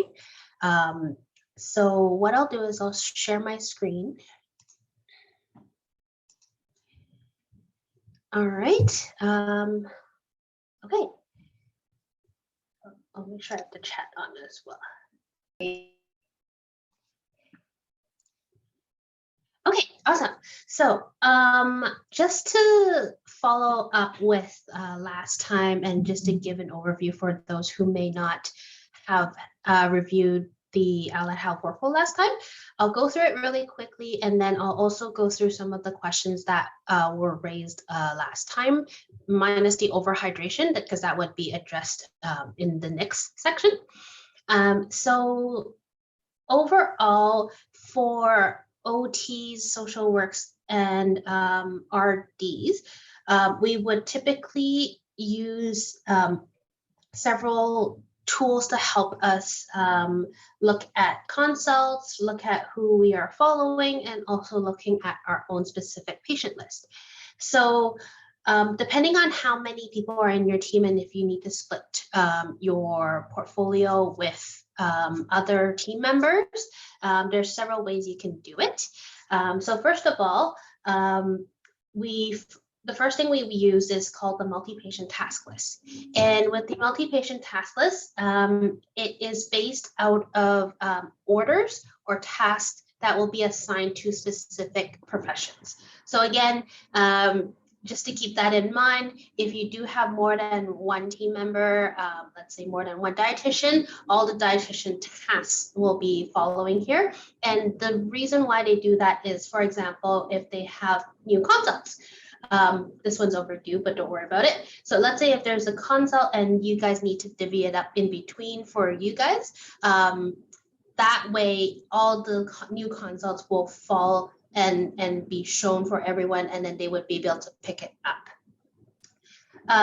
So I'm using this one as a social worker. So let's say if you put a task for yourself to follow this particular patient, it will be under a following tab.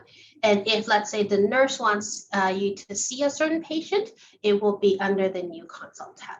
And most of the other allied health professions will have a very similar multi-patient task list view. Some will be a little bit different just because of the naming convention.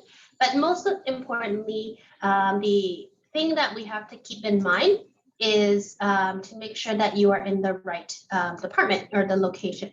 So you can actually change that so that it shows home hemodialysis, nocturnal hemodialysis, or other renal units as well. Okay, So after that, what we would do is, let's say, oh, okay, I'm going to look into this particular patient because I was consulted. So I would click in. Oh, sorry, I'll use a different patient. So let's say I have a different patient and then I click in. The first thing you'll see is their chart, and anything with that top bit saying summary is a summary page, landing page that is designed specifically for the allied health profession. So for this one, I am on the occupational therapist. So you would have an allied health summary. For social work, you'll see both allied health and mental health summary. And also for dietitians, you'll see two summaries as well. Patient summary, which is technically for anything nutrition related, and also allied health summary. So all of these summaries are your landing pages, and you'll be able to more or less summarize and see what is available. Now, this would help you collect a lot of the information for your assessment, a lot of the information that nurses or providers have already documented. That will be, a lot of it will be in here. So for example, any diagnoses, problems, any current orders, like the power plans that they were talking about, labs and diagnostics, and all the other ones as well here. Okay. All right, so when you go through this and you're ready to write out a assessment note, or you've also talked to the patient and you want to summarize everything, what you can do is you can, at the bottom of this screen, you can also select a specific note. So for example, since I'm logged in as an occupational therapist, they actually have OT and PT notes that you can put in. Now, for OTs and social workers, there is another way of documenting. It is called power forms or ad hoc charting. So where you can find it is this ad hoc button. And when you click into it, you will find the forms that your professional practice leads have previously agreed to put into your folder. So for the occupational therapy folder, there are a bunch of different types. And then there's assessments and also discharge and everything like that. However, if you want to see the big, a lot more of the other forms, or you notice that there's a form that's missing, you can always click into all items and find your form there. So let's say, I'll just give an example with the OT. I'm gonna use this one as the initial assessment. And what you'll find is, what you'll find is all the different sections that you can chart in, and also all the different sections you can write into. So for example, the first section, you'll have source of consult, reason for a consult. Anything with yellow is a mandatory, so you have to fill it out. Anything with white is optional, so you can fill it out as necessary. So there's a whole bunch of different sections here, and that would be available for you to write down and note down your assessment. Okay, and then for dietitians, similar to what we mentioned last time, you will have a slightly different way of documenting. So for example, I'm going to, let's just say we saw this patient. And when we see this patient, most of our information as a dietitian will be filled in the interactive view INO section, and there is a specific nutrition care band, and also I believe there will be a dialysis management band, and then some of these fields will include the assessment form that you have provided us. So again, I think we quickly went over this last time, but these are the sections that we found in your assessment form, and most of them are in the nutrition care IVU band, so they should be all kind of bunched up together. And and also some of these medication areas will be in your summary page. Okay, as for the social work, thank you for sending the assessment over to us. What we've done here is we've looked at what is currently available for social workers in the system, and also what are some of the areas that are very specific to home hemodialysis pre-assessment. So what you see is anything with green is what is available in a psychosocial assessment power form, so the ad hoc charting. However, there are sections in the blue where we don't have a very specific section, albeit there will be lots of free texting boxes available. So with that in mind, there is another option for social workers or even dietitians or OTs to document in addition to what they can use in the power forms. So let me go to,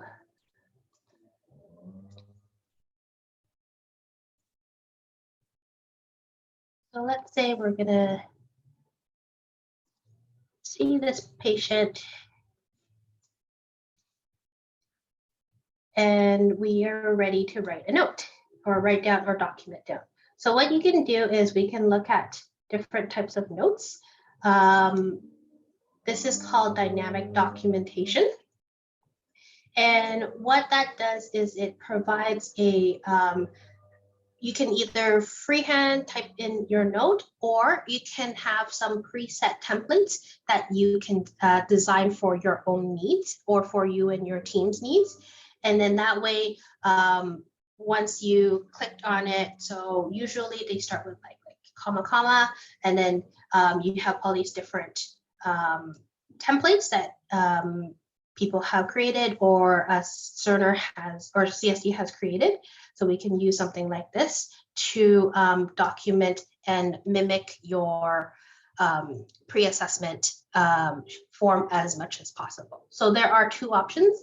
I'll review that. First of all, you have your ad hoc charting, or which will be predetermined boxes, or you can have a free text note with the template that you have created for your own needs. Thanks. Can I just ask? So yeah, the one that you showed, the regular psychosocial that's already there is pretty different from the home hemo one. So basically, yeah, we would use the free note one. Like there's not an option. That's the only option, and then we'd have a template on that free note one. So we for sure. So free note, based on what we're seeing and based on consulting allied health informatic fleets, we do feel that the social work note would fit the best for you, because you can create that own template, share it with your team, and use the same template. And just curious, as far as other team members, because usually they would be used to just looking at the regular psychosocial, and I guess for that one we would just say C note, but then how easy is it for other team allied health and physicians to see our free note versus the regular psychosocial? That's a very good question. So what happens when you fill out a power form is that it creates the note for you. So let me see if I can find one that shows it a little bit better. Let's try this one. So if you notice that in all the landing pages, there will be a section called documents. That's where all the documentation that you have written will be in. And you'll be able to filter your own notes if you need to just check on your own notes. And they'll be able to find all the documents. If you want to see it more in detail, there is a document section here, which basically goes to the same area, and you'll be able to show all your let's say dietitian notes, occupational therapy notes, and then there will be also a social work filter that you can create as well. Thanks. Yeah, no problem. Okay, so those are the typical areas that you would find for allied health clinicians to document. And when you are looking for more information that might not be showing here, or do you want to see a little bit more, there is the results review. And most of the clinicians would be able to see, I believe there's different types of views, and you can definitely use the different types of views to help you sort through what you need in terms of mainly lab or other of these types of results. Okay, and then the final thing that we typically use is we want to make sure we are aware of our caseload and also keeping an eye on that. So there are two ways, there are several ways we can do that. And there's also several things that we can look into. So the first thing we can look into is creating a following order. So all allied health clinicians have a following order, and that just will populate on the order section. And also, it will let the provider and the your team know that you're following. So, for example, I am on the OT, so I will do OT following, and then you can just click, and then you'll see your following order, and then you can just type in whatever reason that might be. So I'll just say it's a test. So I'm just going to put it as a test, and then you can sign. And then once you refresh it, you'll see it here. So dietitian, social work, and OTs all have that capability. Right now, I'm showing it on a St. Paul's Hospital patient, but for VGH, you'll be able to do that as well. Okay, the other way, let's say if you have more than one team member in your group, and you need to kind of go through all the different patients, and also making sure that they can cover your patients when you need to. So what you can do is you can create things like patient lists. Patient lists, you can access it through here. And when you create your patient list, you can create it by unit. You can create your own custom patient list, and you can also have multiple units as well. So the beauty of this is when you look at a specific, let's just use this and say, oh, I am following Nikki here, and I want to put it in my specific patient list that I have created. So I go right click, add to patient list, and then you can choose the list that you want. So I'm going to say this one.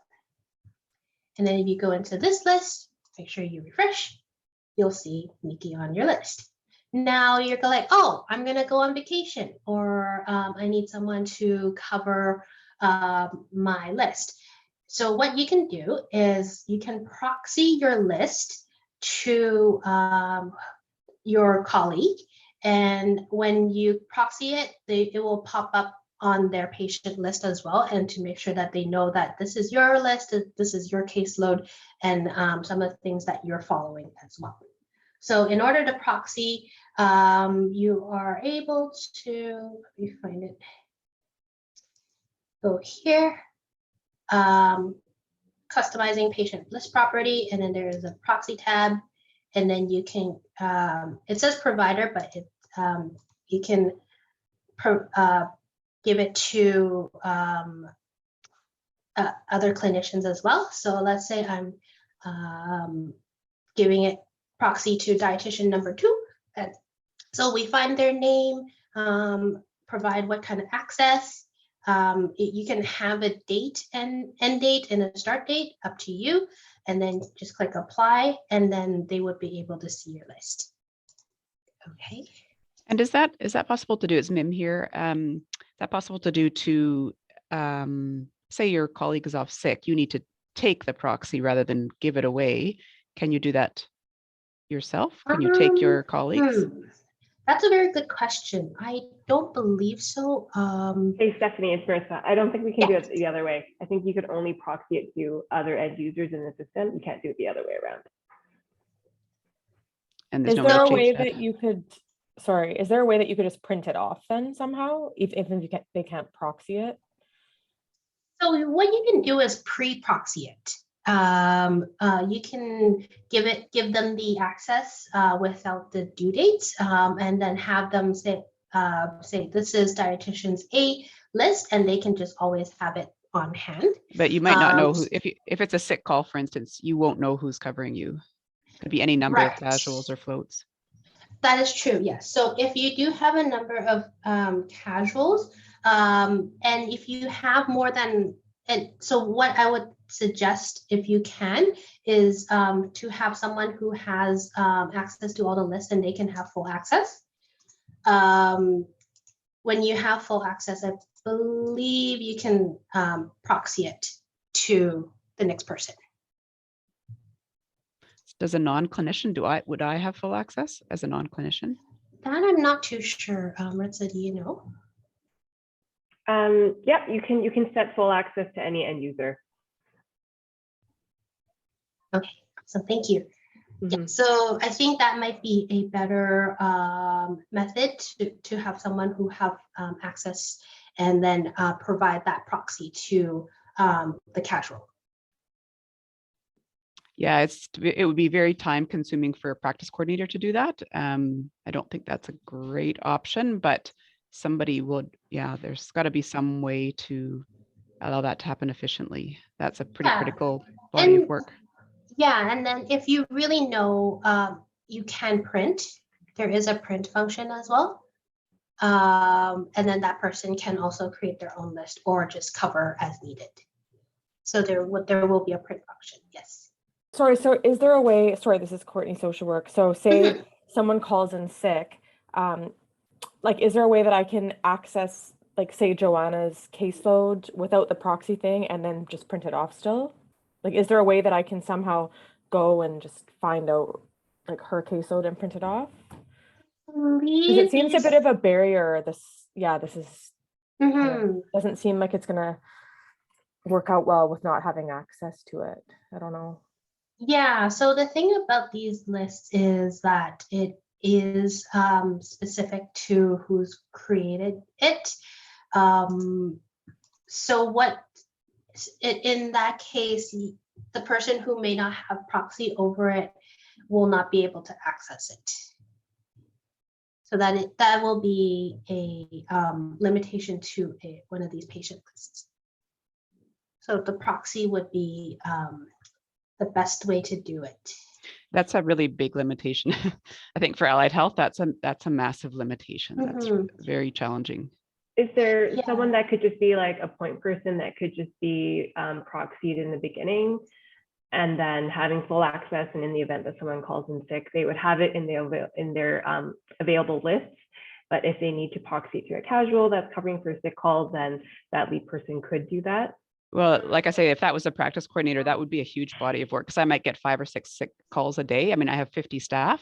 So going through in the morning, like before 8:15, which is when they kind of need that information by, and doing all that, that's a big body of work. It would have to be every single day that I'm managing a pretty significant chunk of work like that. And is your casual pool pretty consistent, or does it change often? It changes all the time. Oh, it does. And there could be 20 people in the casual and float pool. So, right. Okay. There is one thing to keep in mind is the multi-patient task list and the patient list are different. The multi-patient task lists are the ones where you have placed the following order, and that patient is in a particular unit, and that list is not specific to the user. So for example, if someone is covering the renal clinics and they need to look at who the which patients the OT has been following, they have access to that list. Okay, that's good. That's good. Yeah, so same for social work and same for dietitian. The limit to this one is that if there are more than one, for example, OTs that cover these areas, and the OT, this will not be specific to the user.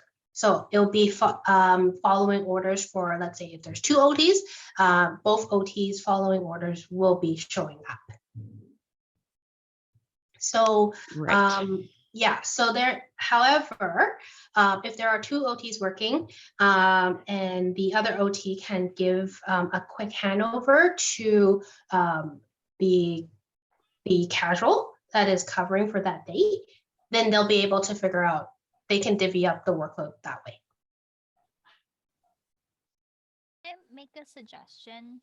I don't know if it works the same for other allied health professions, but for dietitians at VGH, for example, we're kind of grouped into a buddy system.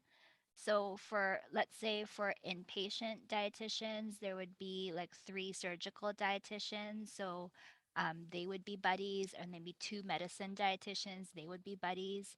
So I would imagine in that case, if one of them calls in sick, maybe in the beginning, they would proxy all of the other fellow surgical dietitians ahead of time so that maybe the professional practice doesn't have to do it.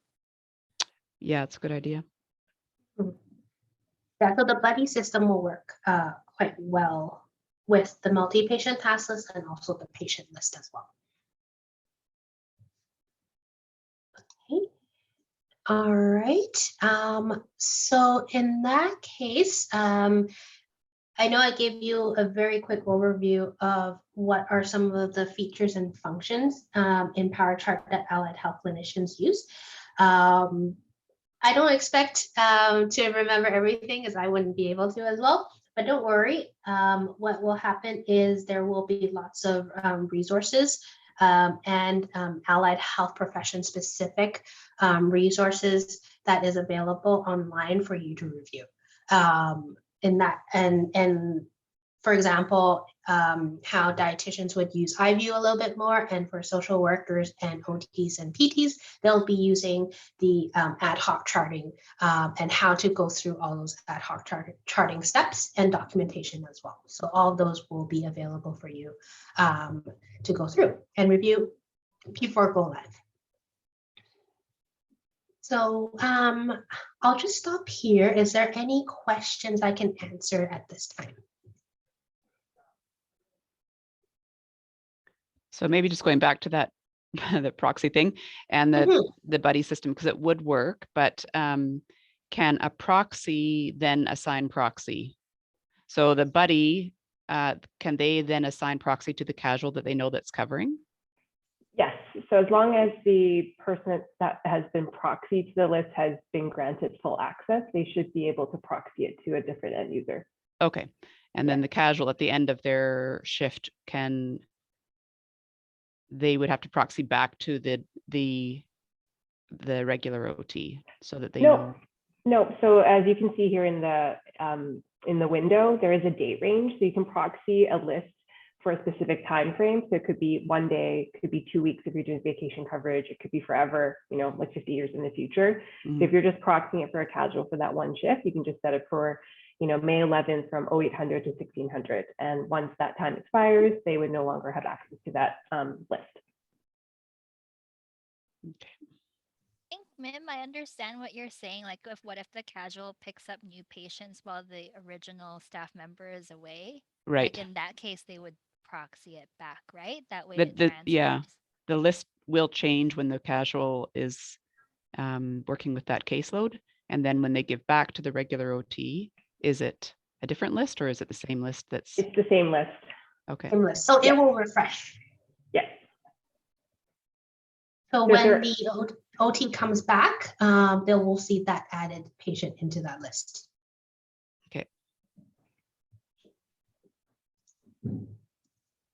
I'll just put this in here for practice reasons. Okay.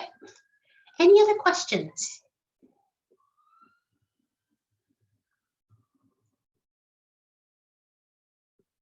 Okay. All right. If that's the case, I'll stop sharing and I'll pass it over to Wendy, I believe, or Thanks, Stephanie. I just Thank want you. to the group. Does everyone need a quick break before we continue on?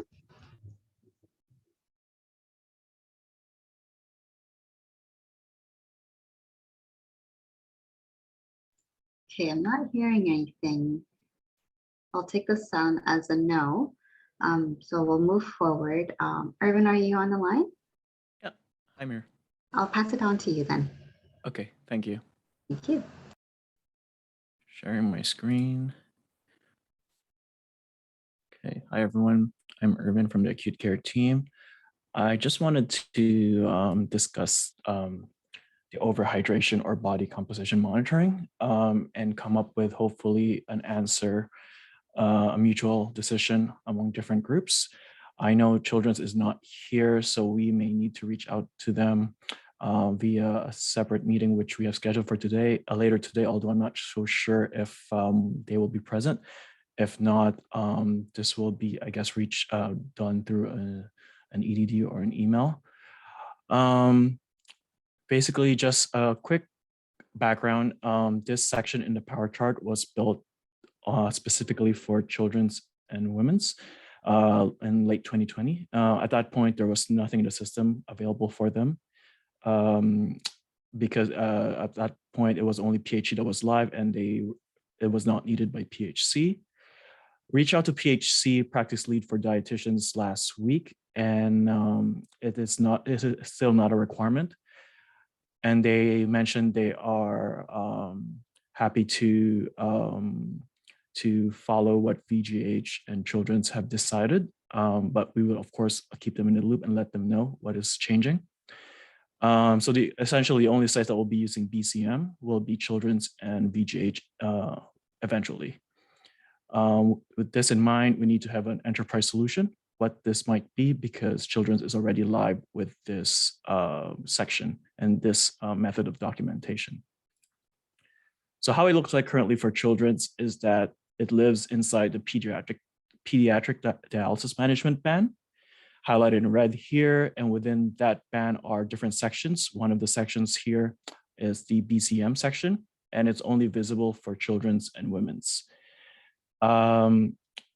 Within that body composition section, we have two DTAs, absolute overhydration, and this extracellular water DTAs as well.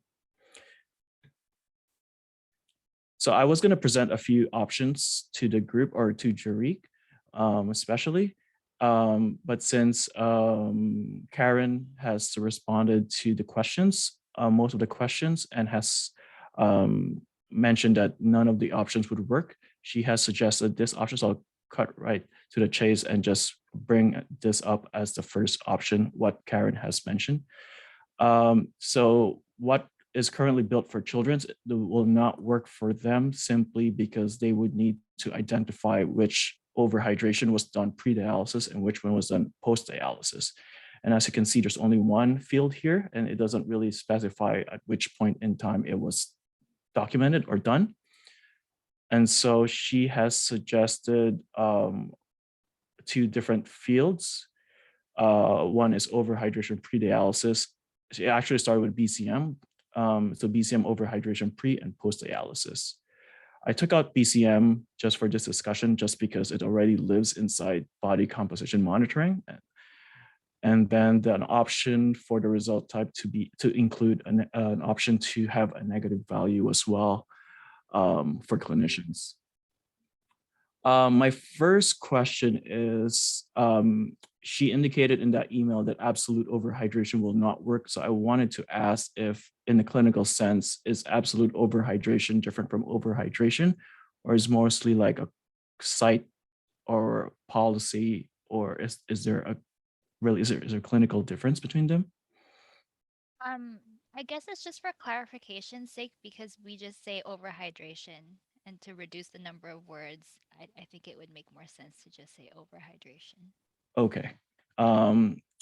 If we were to keep absolute overhydration, bearing in mind that we're trying to sort of come up to a happy place wherein every side has to agree on one decision, do you think absolute overhydration will still mean the same for you guys?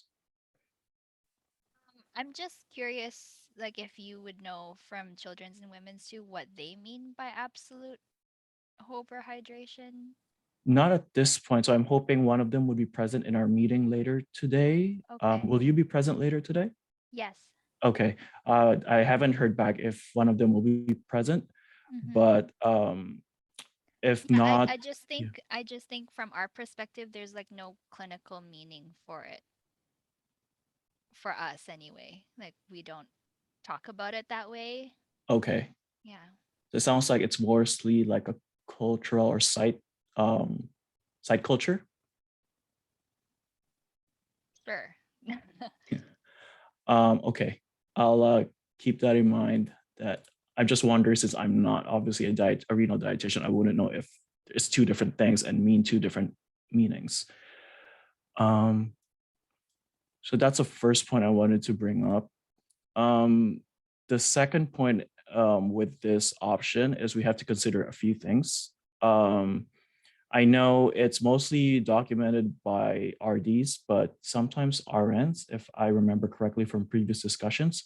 So I think both part of this decision or this question was how would both RNs and RDs document this, and both will need to be on board from the VGH side of things, whatever this decision is. So if this was an option that we are truly exploring, would this be okay with HD nurses as well? This is Alberto here. The VGH, AHDRN. So I'm sure dietitians probably write a little more extensive information in terms of the BCM, but we only worry about really the leaders portion. I don't know what that percentage portion unit. Right. So Karen did mention they don't need the extracellular. Is this what you're talking about? Yes, correct. Yeah. Yeah. So I think what VGH will, assuming that this is the way we are going, is that you don't have to document on this field. We, as I mentioned, we try not to deviate so much from the enterprise build that is already live. And because this body composition monitoring will be shared by VGH and children's, if there is no need for this, then I would suggest to not document this. Okay, perfect. Yeah, we don't deal with that anyways. Well, for nursing at least. For nursing, okay. And then similar for dietitians, right, Jerry? That's right. We don't use the percentage. We just use the liter value of the overhydration. Okay. So what I'm hearing for both RNs and dietitians, you're okay with it, with you guys documenting it within this section. And another question is because this decision and this ticket includes so many different things, including who's documenting where, and there's two different roles documenting on this. There's also a question of where should this body composition monitoring live, whether that's going to be in the dialysis management for you guys or somewhere else. So because this will, sorry, go ahead. Sorry, I just wanted to comment on that because I think this was a concern that was brought up by a nephrologist during the sessions for hemodialysis, that if it was under the dialysis management band, it would be too confusing because there are lots of different fluid weights and various liquid values that are in that view. So we're wondering if there's a better place to put this. So I think once I gather all the requirements from this discussion, as in the where, the what's, the hows from this group, that will allow me to complete that ticket. That way they can be presented to the proper working group, which includes PHC as well. I know PHC's workflow, even though they don't document this overhydration, that their workflow includes referring to the dialysis management band to review some information. So that's one of the concerns I would think, that if we place it in another area of the chart, but I will add that to the options, because there's a lot of pros and cons to the different options we are exploring at this moment. So I'll just write that down. I know from the email from Karen that you certainly I'd rather not it be in the dialysis management band. However, we are also considering the other sites as well, like PHC and CNW. So I'll just write that down. Sorry, and this is just coming from an RD perspective, right? Because it's okay for nurses and RDs to have different places to document this. Like, I think from a nursing perspective, Alberto, it would make sense for this to be available in the dialysis management band, right? I mean, to be honest, to me, it doesn't really matter. I'm really trying to figure out what the benefit of having it in the dialysis management really is. The only advantage is just having all of the documentation within one band. So from a nursing perspective, you're not having to jump from one band to another in iView to look for something to document to. So that's the advantage of just keeping it nicely together with everything that's dialysis related.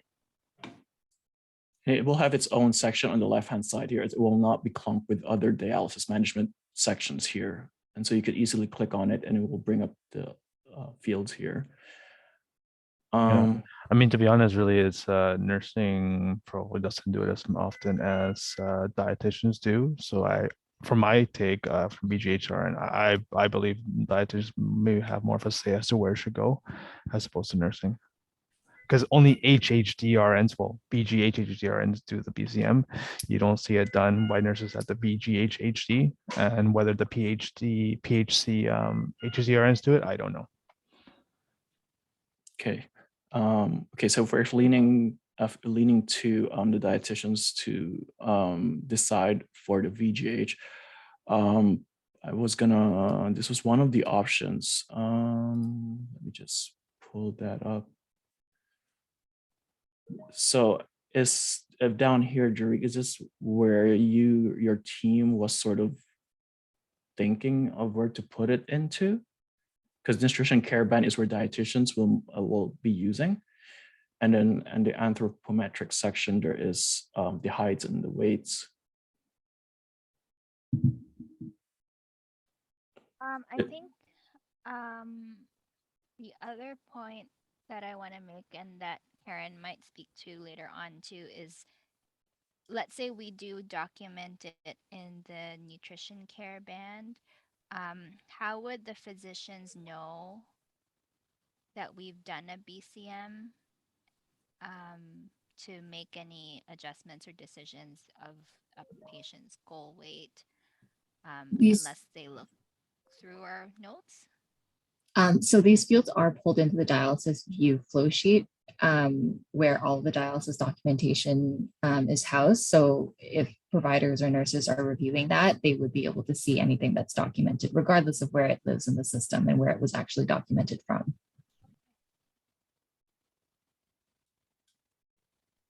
Vivi, would it flow into the dialysis flow sheet or would it be a different one? Yeah, it would be the dialysis flow sheet. Okay. So I can try and document something now. I don't have the, wait, hang on.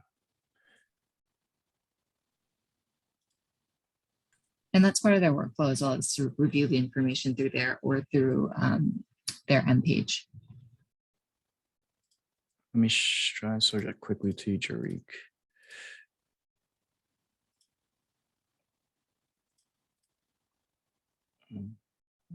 Sorry, so while Irvin is setting that up, Alberto, are you saying that you'll just defer to whatever the VGH dietitians would prefer in terms of where the documentation should be? I mean, really, to be fair about this situation, like they're doing BCMs way more often than we are, and that's also considering that it's only the HHDRNs and VGH are the ones who do BCM. I mean, as long as it doesn't seem like it's too difficult to find it, if it's just going to be under the measurements portion like you showed there in the picture, I think it would make sense to put on measurements. Shouldn't be too difficult. Yeah, I'm just thinking, like, I know it doesn't sound like you guys do it very often, but the fact is that it does happen sometimes. So because it's so infrequent as well, having them go into another band that's entirely outside of their workflow just seems kind of odd to me. And it's not difficult for us at all to add this to dialysis management band and wherever the dietitians want it to be documented. Oh, Having okay. I didn't know you were giving the option of putting it in both. yeah, yeah. Well, because like nursing and dietitians have completely different areas to document. It doesn't make sense for one group to have to go into the other person's band in order to document this specific field. It also would align with the pediatric dialysis management band where it is currently living. So like, I think from a nursing perspective, it would make sense to have it in the dialysis management band and excluded from view. And then in the off chance where the home hemo nurses do need to document it, it is available in the band and it can easily pull it in. And then for RDs, whatever decision they decide to do. So like if they want to use the same dialysis management band as the dialysis nurses, or if they would prefer to have it somewhere in the nutrition care band where it's easier for them to navigate to, that works as well. Okay, Evie, I I think was just that's- thinking, yeah, sorry, I Go was ahead, thinking Em. maybe that you're not allowed to have like maybe two of the similar DTAs in separate places, but if you can, then yeah, totally works. Yeah, it would be the exact same section. So we're not creating like new fields for nurses versus for dietitians. It would still be the same field. So whether or not it's an RN documenting or a dietitian documenting it, it's still the same field. It's still going to trend. It's still going to be available in dialysis view for providers to look at. Nothing will change there. Evie, I think that's the cleanest suggestion. Yeah. I think, yeah, I think that makes the most sense to me anyway. But the thing that we do need to clarify is whether or not the existing section actually works. So it sounds like from a dietitian perspective right now, having it only captured as one field does not work because it doesn't differentiate between pre and post. So for that piece, Alberto, would you just defer to whatever makes the most sense for the dietitians? We do have a meeting to discuss with them in detail later today. Yeah, correct. I will follow what they do. For Okay. us, really, yeah, designate between pre and post. We usually just do it pre, but yeah, I think I would just follow what their suggestion is. Perfect. Then from a nursing perspective, we can add the body composition monitoring section into the dialysis management band and exclude it from view, and then also mimic the pediatric band and place it underneath pre-hemodialysis because you did mention that you do it usually pre-dialysis. Okay. Does that work? Okay, perfect. And then for the dietitian piece, we'll discuss that in more detail later today. Yeah, I think that sounds good. I just don't know what it'll look like when it's all filled in, but I think the only concern left is that nephrologist concern about what it looks like when it's filled in, and then every other value for dialysis management is also filled in. I'm not sure if you noticed, if you saw my screen. So right now I only have the body composition filled in. And so we see this, this is where providers can see the results. Obviously, if I add more stuff to it, it will add more information in results review, also separated by this little title here. With the new fields that you have requested, so instead of absolute overhydration, it will have two different things, pre and post. Again, that's something we need to take for approval because since we just sort of decided where it will be placed, the next thing to touch on is making sure that children are okay with this change as well, because it will ultimately change their sorry, let's go back to that. It will ultimately change their one field here and will turn that into two, plus the extracellular water field here as well. Other than that, I think I have everything I need to complete my ticket. Let me just look at.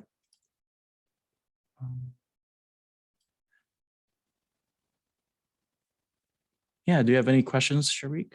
Or any other suggestions or comments? No, I think that looks good, and we can always talk more at the meeting later. Okay, thanks. Thank you. I just wanted to touch one more thing. It's mostly for Alberto. It's the machine types that we had a brief discussion earlier with Dr. Copeland. Just from our previous discussion, we've added AK 96, 98, and annex stage here. And it sounds like we are changing one of these things to something else. Oh, that part. And I know what he was mentioning is actually part of the prescription. Instead of writing AK 96 prescription, just make it hemodialysis. But this is something different. This is a different thing. Yeah, if it's going to be outdated soon, is there a need for this to be part of machine types? I forgot it was 96 or 98. I think we still need to be able to distinguish the machine types, right? I think to Yes. Dr. Copeland's point is like the AKs, the numbers could change when they upgrade the machines, right? That's kind of why in the chat I was trying to suggest whether there was a more generic name we could use and then maybe free text what the AK numbers are instead of adding the exact AK 96, AK 98, because maybe down the road we'll get AK 99 and we'll have to make a request to add that to the drop downs. But who knows if it might be still be even AK. Yeah, exactly. It'd be completely Or something it might different. be like, yeah. I think it's just unless it's just us anticipating that they're going to be a completely new name. I don't know what the process would have to be for that. Because in the chat, there's like Gambro was thrown around or perhaps like, or suggested, and perhaps Baxter. Would that be more appropriate? And then I don't know if we could have like another DTA to do model and then with different, like a free text. I mean, I guess that is the brand, but it's not really the model type.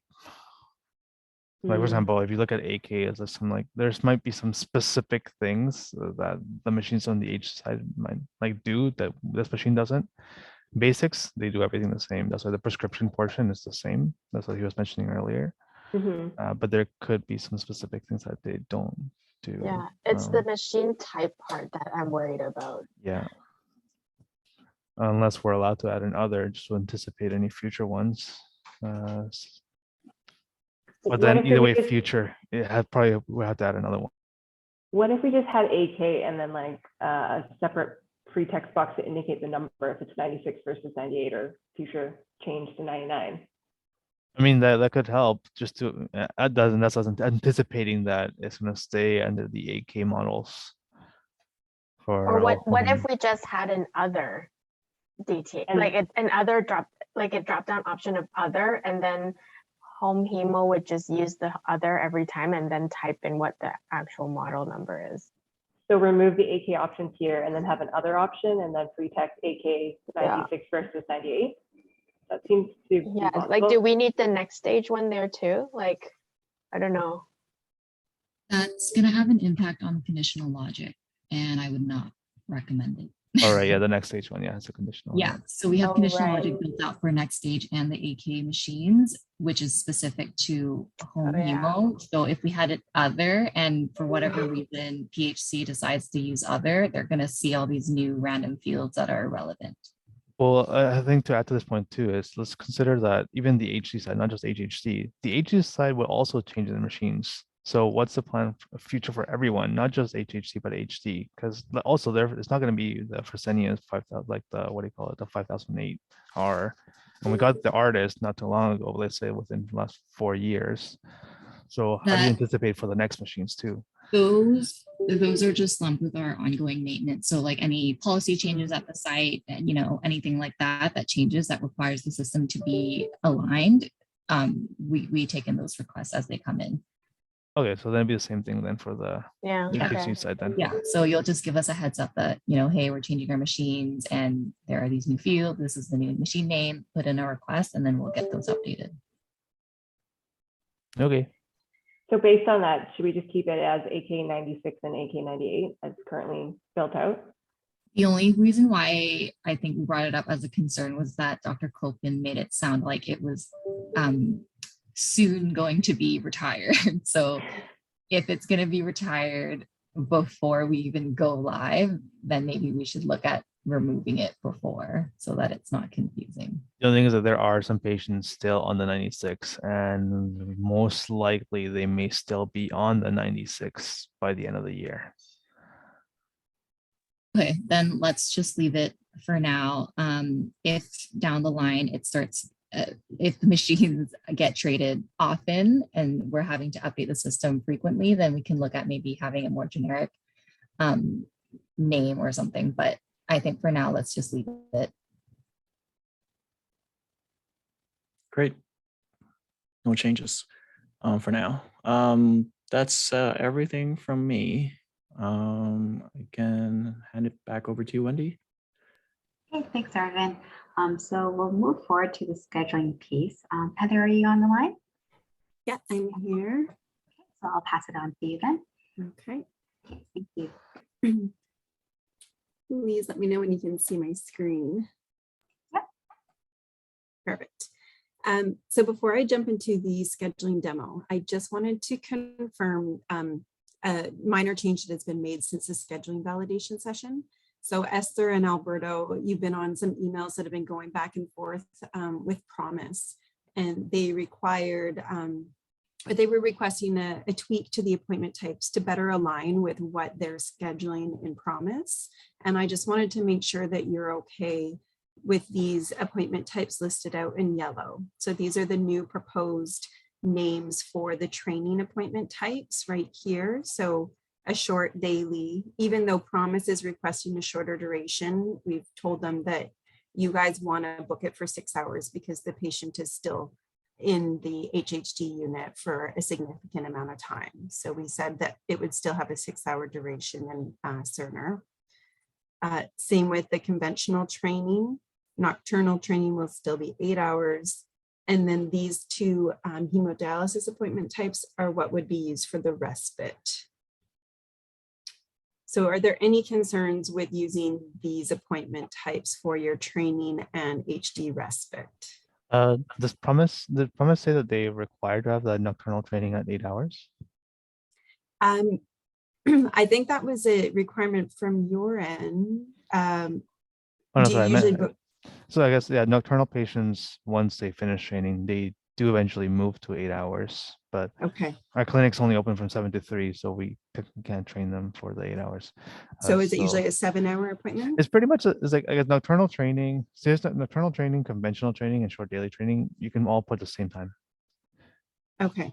It's just, once they finish the training, then they would transition to whatever they would have to do. Which for this location, like if a nocturnal training patient would have finished, then they would move to the 8 hours once they're booked to their for their nocturnal schedule. Okay. I'll make sure Promise is okay with that. I know that Promise likes to receive the duration that patient is going to be dialyzing for when they're at home. Oh, I see what you mean. Okay. But it does get tricky. So if they are requesting longer, would 7 hours be an okay compromise for this one? Yeah, that's totally fine. I mean, Yeah. again, if we do 8 hours, just that our clinic's only open really 8 hours. Right. So it doesn't, that's not it's not possible. actually accurate. Okay. Okay. Great. So no concerns with that. I think this was the main addition, having a separate short daily training appointment, not just the conventional training. So we're Yeah, that okay might be an answer question as to like the difference between how she books it between the two. But yeah. And I think it's more the clinician who's requesting those training appointments. Would they know if that patient is going to be doing short daily training when they go home versus conventional? Or sorry, short daily HD when they get home versus conventional HD? I guess we'll base it on the frequency they should be going at home. Yeah, but either way, they're saying that the training, the length of training between the three, they're all the same. Right. Okay, so hopefully Esther will know when scheduling, it can be communicated to her that the patient is going to be trained for short daily HD at home. So even though it's all the same duration, they should be booked for the short daily training appointment. That is what Promise is requesting. Okay. Perfect. Okay, so I'm going to, go ahead, Esther. Yeah, sorry, that is what I'm doing right now with the short HD training. Or short HD daily, HD short daily training, yeah. Yeah, so I think you said you primarily use this one. So just to know that in the future, if the patient is being trained to do conventional HD at home, then this is the appointment type that should be used to reflect that. Okay. Does that make sense? I guess I was actually never told the difference, like between what the two were. I've noticed that has kind of come out with all my discussions with Promise. I think you're scheduling everything right now as short daily.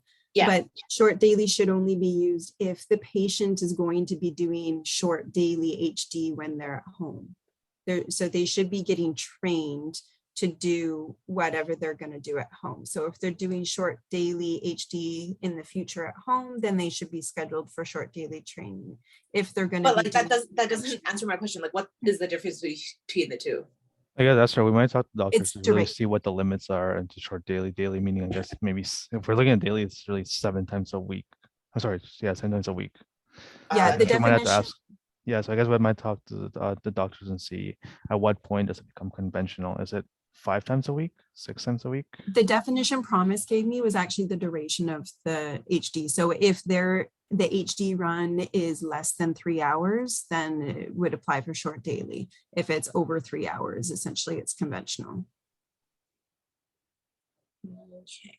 Does that answer your question?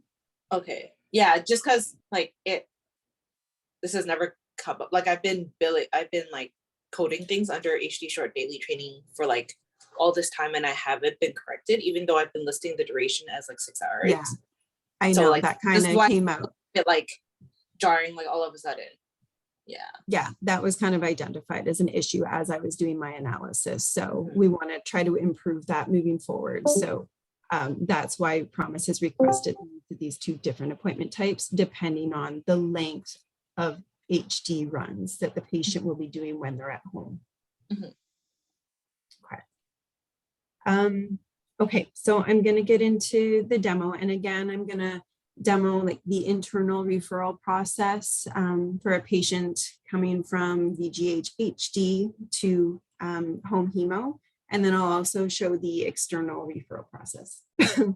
So when a patient is referred from VGH HD, they will hopefully get or hopefully a provider will enter a referral order to the home HD unit.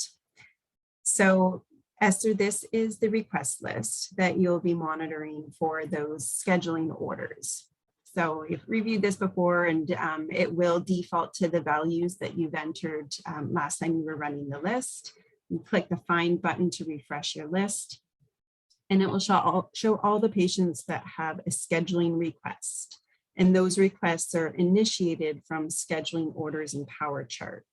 So this is the list you can see of the order names and the corresponding appointment types that are linked to those orders. So I'm going to find my test patient here has a referral to the renal home hemodialysis unit, and that is linked to the home hemo pre-assessment appointment type. So when you're ready to schedule that appointment, you can right click on that line and just click complete request.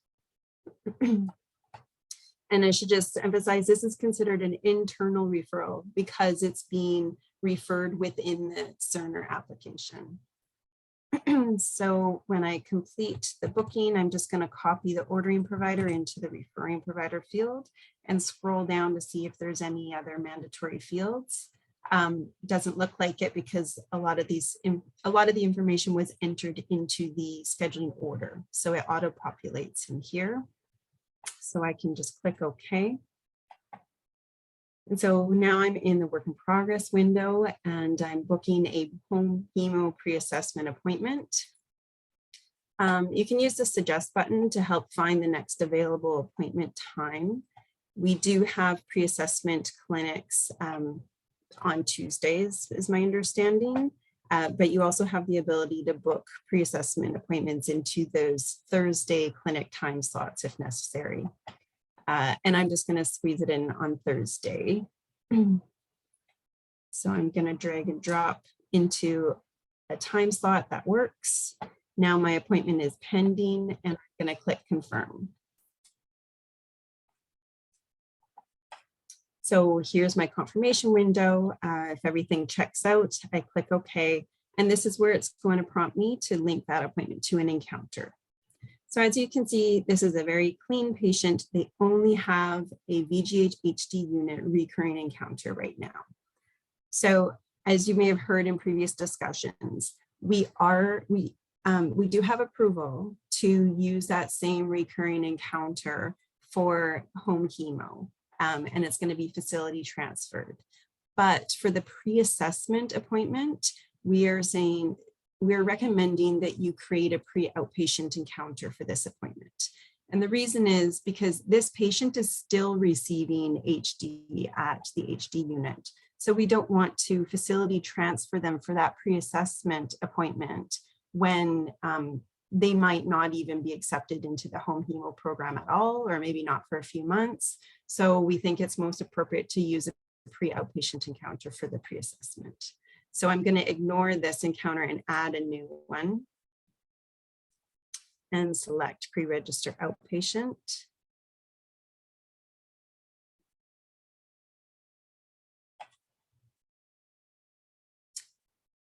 And then here, just going to scroll down and point out the fields on the patient information tab that you need to be aware of, or the promise field should always be yes. And that's what's going to make sure the patient goes down the interface to the promise system, and the clinic flag. So this patient isn't one of your patients yet. You're just booking them for pre-assessment. So I'm not going to change the clinic flag yet, but this is where you would add your clinic flag when you are following that patient.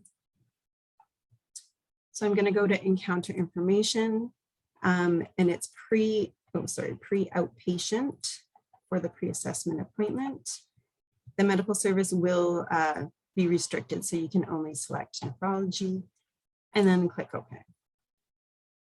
Now I've booked my pre-assessment appointment for tomorrow, and I've linked it to a pre-outpatient encounter. So here it is. So continuing with the workflow, I'm going to say that patient comes in for that pre-assessment appointment. And the nurse assesses them, they add them to the wait list. And when space opens up in the clinic, you can then book them for the training appointments. So ideally, the clinicians, the doctor or nurse, would enter a scheduling order to trigger the clerk to book those training appointments. So I'm just going to jump into PowerChart. There we go, to show you how this would look. So the clinicians are going to open up that patient's chart. So this is, sorry, I know we're kind of jumping ahead, but this is after the patient has been on that wait list and they're accepted into the program. And now you have an opening in the clinic to book them in for training. So I just wanted to show you this scheduling order that can be used to request that training appointment. So we have the schedule hemodialysis VGH home hemo order.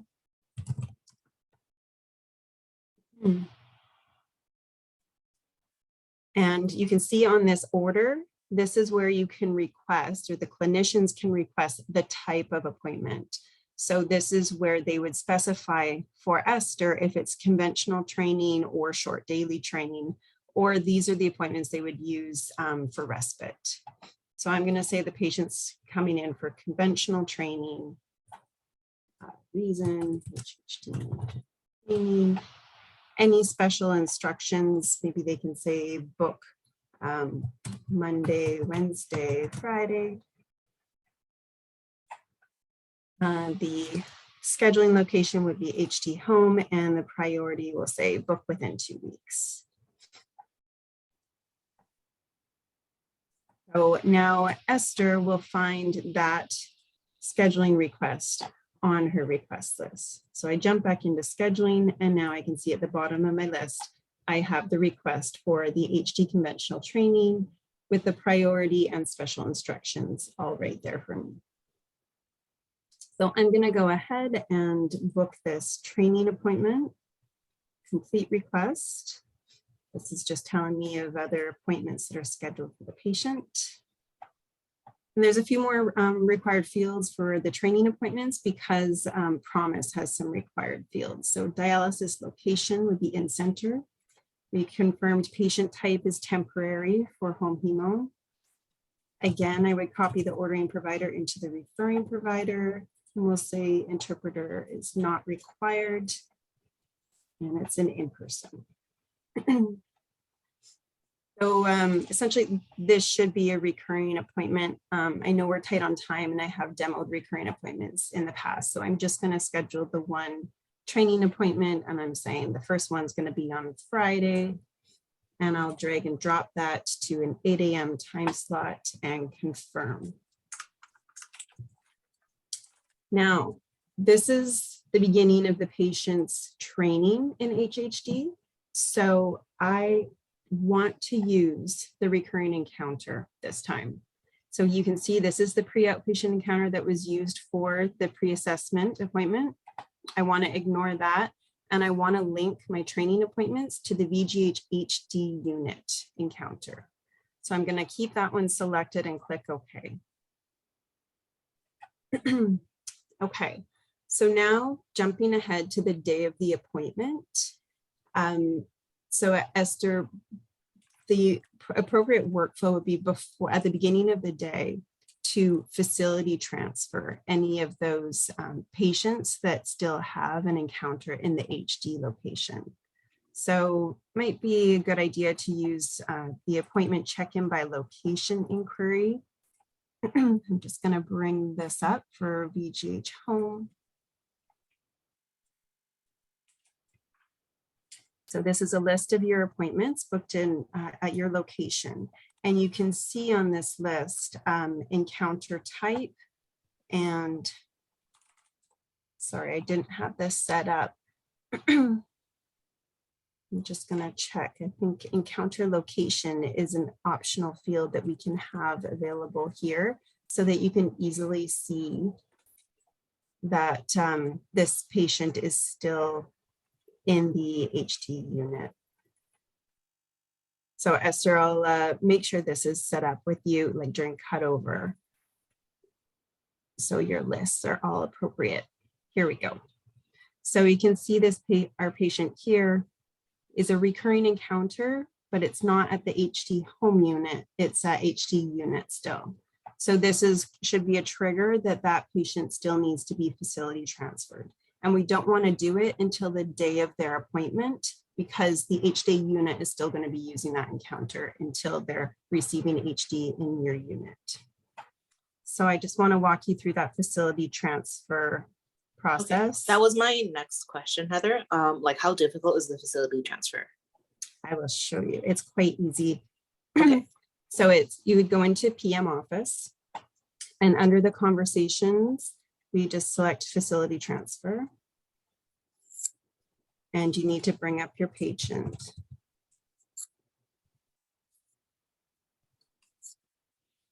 And then you want to select the encounter that you want to transfer. So it's the HD unit encounter, and we click OK. And then you just scroll to the bottom and you can see the current location is VGH HD unit. And this is what you need to update here, the new location information. And you want to change this to hemodialysis home. And it will update the unit and building. Medical service, again, this will be restricted to just nephrology. And then the transfer date, you can put in T for today and N for now, and that will populate those fields, and you can click complete. So that's all you need to do for the facility transfer. And I understand these patients could go back and forth. Like you said earlier, on a stat holiday, they might need to go to the HD unit for a day of HD. So the receiving clinic should be responsible for doing that facility transfer. So if they're going back to the HD unit for a run or two, then the HD unit clerk should do the facility transfer back to HD unit. And then you would have to do it back to home hemo when they come back to you. Okay. All right. So that kind of covers that process. I did want to do a quick check-in because I don't think I did that during my other session. So from Ambulatory Organizer, you can do the check-in. You can also do it from the scheduling appointment book. But I know that nurses at home hemo might be doing some of the check-ins. So nurses will most likely be doing it from this view.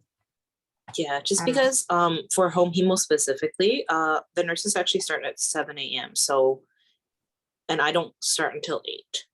Great. So yeah, they could definitely do this. Okay. So this is Ambulatory Organizer. It lists all of your patients based on when they're coming in. So to check in, they just need to click on the confirm status and say check in.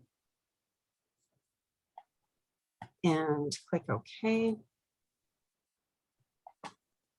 And we'll need to open up the register outpatient conversation. So if this is a patient who has already started their training, their encounter will already be a recurring encounter and nothing will need to be updated here. This patient is got a pre-recurring encounter. So this there's a few more fields that need to be populated when you're flipping that pre-recurring to a recurring encounter. So I'm just going to go ahead.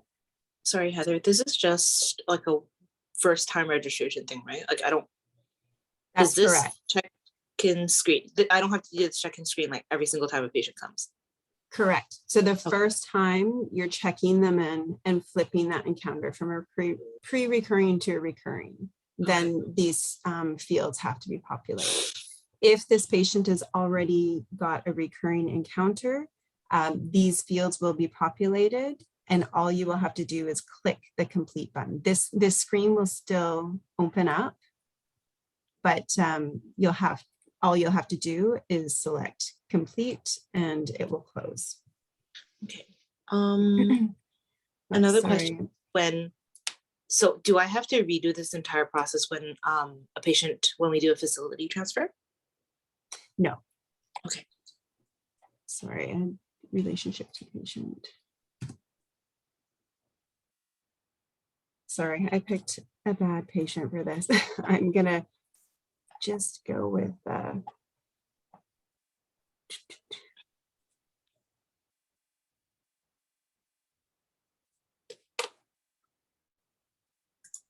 sorry, this one. I'm gonna grab that recurring encounter. So you can see here, if I do check in, it's already got a recurring encounter. So if I click OK and go to register outpatient,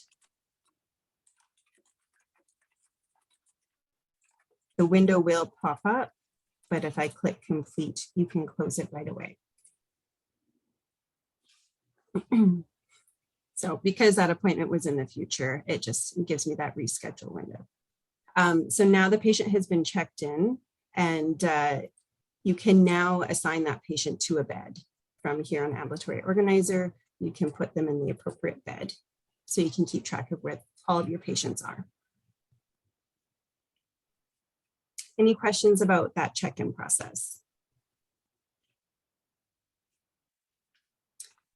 Wendy, I just wanted to check in with you. I was going to show the external referral process, but I know that we're tight for time and you still have your nursing demo, don't you?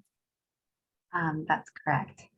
I can afford another 4 minutes for you. I'm just gonna quickly go through the nursing demo and just highlight some pieces that the nurses is important for them to know, because a lot of it is quite repetitive. You're just going through the ambulatory organizer and the different tabs. So I'll just go over the nursing session pretty quickly. Okay, I'll just quickly do 2 minutes. I just wanted to show you the work monitor piece again, Esther. So this is the external process. So anybody who continues to refer to the home hemo clinic using fax, this is how you will receive your faxes in the future. And you'll have your own queue. It's shared with PD and HHD, and all of your faxes will appear as a separate row item, and you can view them as scanned documents. So when you receive a referral, oh, looks like this one's locked. Let's try this one. Just pretend this is a referral to HHD. We double click it to open it. And then because you don't need to do any formal triaging, the workflow for you would be to open up your scheduling application on your other monitor. You'll have 2 monitors. Use the referral information entered into here to book your appointment. And when you book that pre-assessment appointment, you're going to create that pre-outpatient encounter. And then you can come back here and link this referral to that patient. So we'll bring up our patient. We've booked our pre-assessment appointment. So we have our HD home pre-outpatient encounter. So we're going to link it to that. And then the document type is referral package.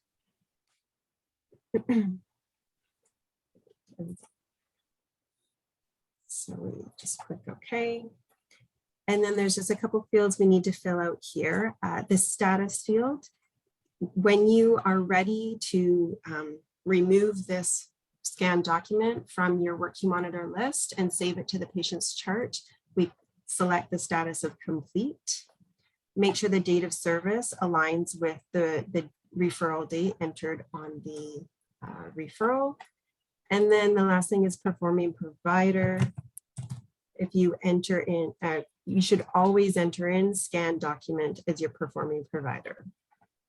When all of those fields are entered and you have your patient linked to the document, you click OK.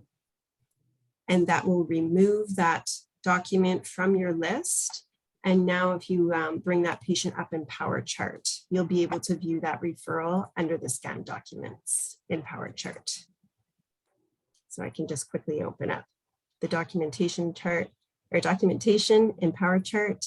And this is the scanned document that you just associated with the encounter. Any questions with that piece? Nope. This looks great. So yeah, you'll be doing that with all scanned referrals or fax referrals, but also any other faxed letters or documents that should be put into the patient's chart. You would just do that to keep them into the electronic chart, since we don't have that patient chart like you did in the past. Okay, that was the last piece I wanted to show. So Wendy, I can hand it back to you. Thanks, Heather. I'm just going to quickly share my screen. Okay, let me know where you can see my screen. You can see your screen. Okay, perfect. So I'm just going to be going over the nursing portion of it. So I did have a patient's chart opened up already, but the nursing landing page will be the ambulatory organizer. So we'll just jump right ahead into the patient's chart. So when you log on to Power Chart, you'll have the dialysis management tab over here. You can drag it however you like. You might notice the ambulatory workflow is here instead. But if you click on the dialysis management page, you can see the dialysis prescription for that patient for today. And you can also take a look at the previous prescriptions as well. And if you scroll down, you'll have like patient information, any previous like HD run that has been previously documented. So you can scroll down and view certain information that you like, or you can use the tabs on the side to review the areas that you want to look at. So maybe you want to take a look at the patient's lab, you can click on the lab tab. And because it's a test patient, I don't have that available. And there's also a section for diagnostic, so you can see the patient's diagnostic results. There's also a tab for results review where you can also navigate through the patient's test results. So if you click over the band, you can also select specific bands you want to look at. So there's one for dialysis view. There's also one for diagnostic view. So I'll leave that for the nurses to decide what they would like for their results review section.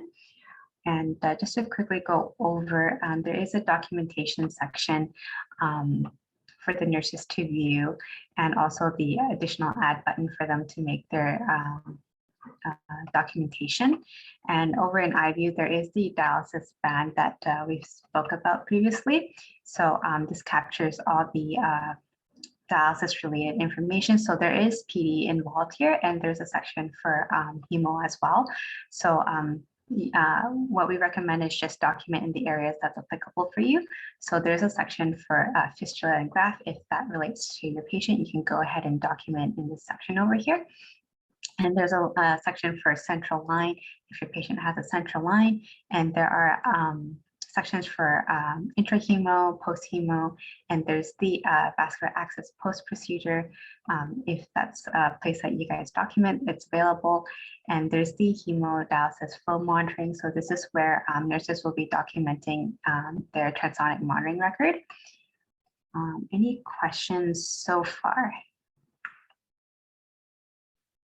Okay. No, in regards to what you see the results view, you said I'll leave it to the nurses to decide. You mean we can preset it, or you're saying this we can just sorry. What I meant is like, you guys can decide which view that you guys want to look at. So correct me if I'm wrong, Maritza, but I don't think there's a specific preset view. So what I usually like is I usually have like the dialysis view on, but let's say if I want to take a look at the lab, I can have the lab selected and then it'll show me like the patient's lab results for that. Yeah, Okay, the so recommendation. Yeah, the recommendation would be to use a dialysis flow sheet, and then you have the tabs across the top, so you could be viewing the dialysis flow sheet, but then click on lab recent if you want to view the lab results that way as well. Obviously, in the demo domain, we don't have lab results to show, but like the results would be there for you to see. So I do want to go over the orders tab. So this piece is pretty important. So you'll notice that there's a bunch of power plans ordered by the provider. And so a few of them that we've mentioned was the home hemo maintenance lab. So, so there's labs ordered for that patient for a year. So let's say if the patient is coming for training and the nurse is still doing their blood work, so we'll have to go into the patient's chart and we'll have to activate the appropriate power plants for that day. So, so we'll just click on. Wendy, I'm just gonna chime in a bit. Just to clarify, for the patients who are going from chronic to home HD, your maintenance labs will actually stay on paper. Maritza, I think we're still waiting for that ED to go through, but it seems like it is staying on paper. Is that right? That's right, yeah. Yeah, in that case, for home HD nurses, for the NEF-AM hemodialysis maintenance labs power plan, you can just get the provider to discontinue that power plan / regimen. And then your maintenance labs will just go on a paper requisition that you can give to the patient.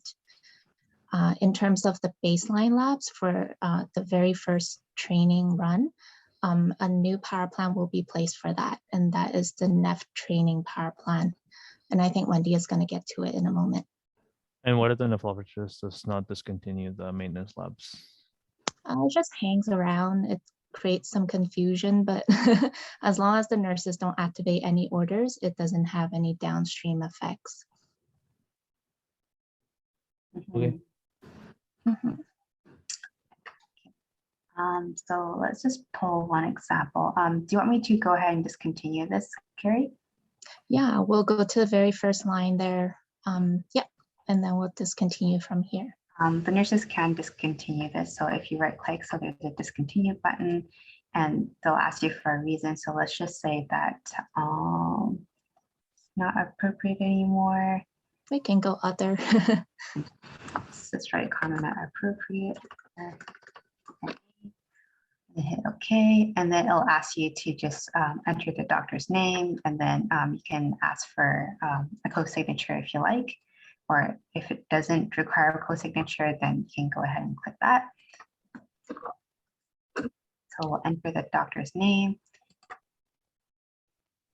and then it'll ask you to sign.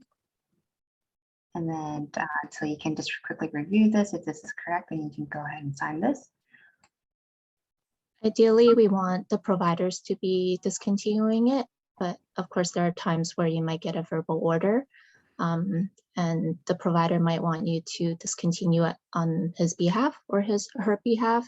Then you can just go ahead and do what Wendy is showing you right now.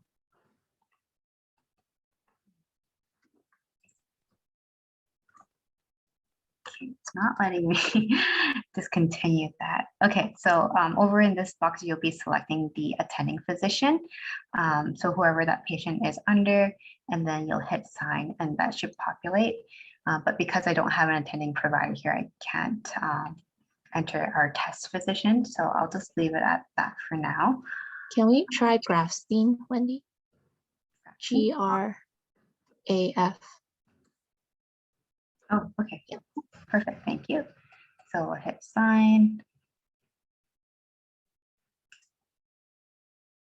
Okay, and then I'll hit refresh.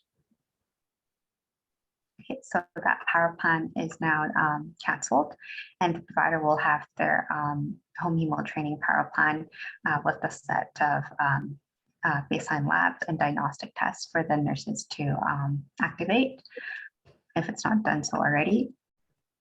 And also want to briefly mention that they are there's also like the home hemo vaccination power plan that's been ordered as well. So so we'll just quickly jump into the immunization tab. So over here, you can take a look at the patient's immunization record. So I think there's like a pathway for the nurses to follow to see when is the patient's next vaccination date. So this was just pull in any information that has been documented before.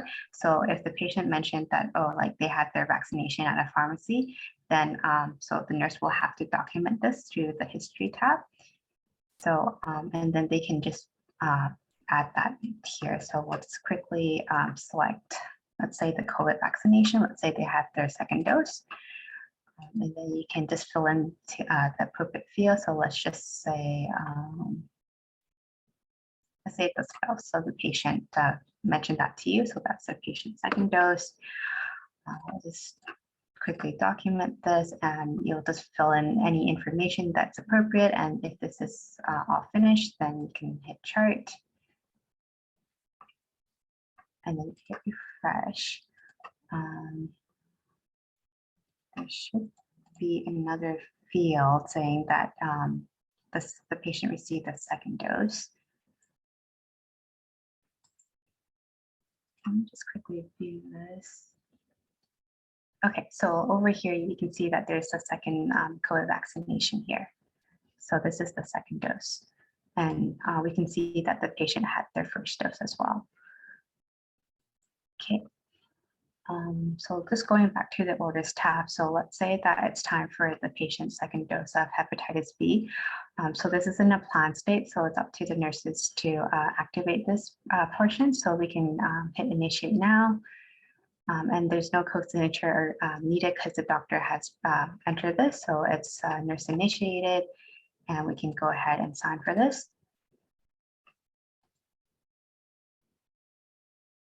Okay, and then I just want to mention that there are some conditional orders for the nurses to place. So if we hover over to the sentence, it'll populate a yellow box. So it'll give the nurses some instructions when to place the next blood work or the next dose. So I've activated my vaccine. So if I go back to the MAR, and if I hit refresh, like I'll notice that there are some medications for myself to give. And let's just see if I could find the vaccination.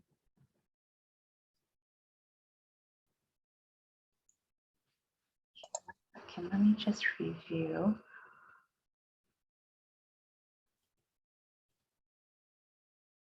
Okay, so that's the hepatitis. I don't think that's been selected. Okay, let's just activate the other vaccination.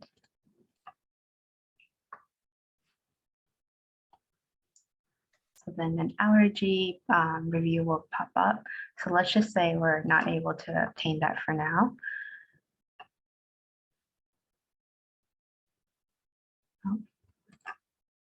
Okay, so we'll just sign for this.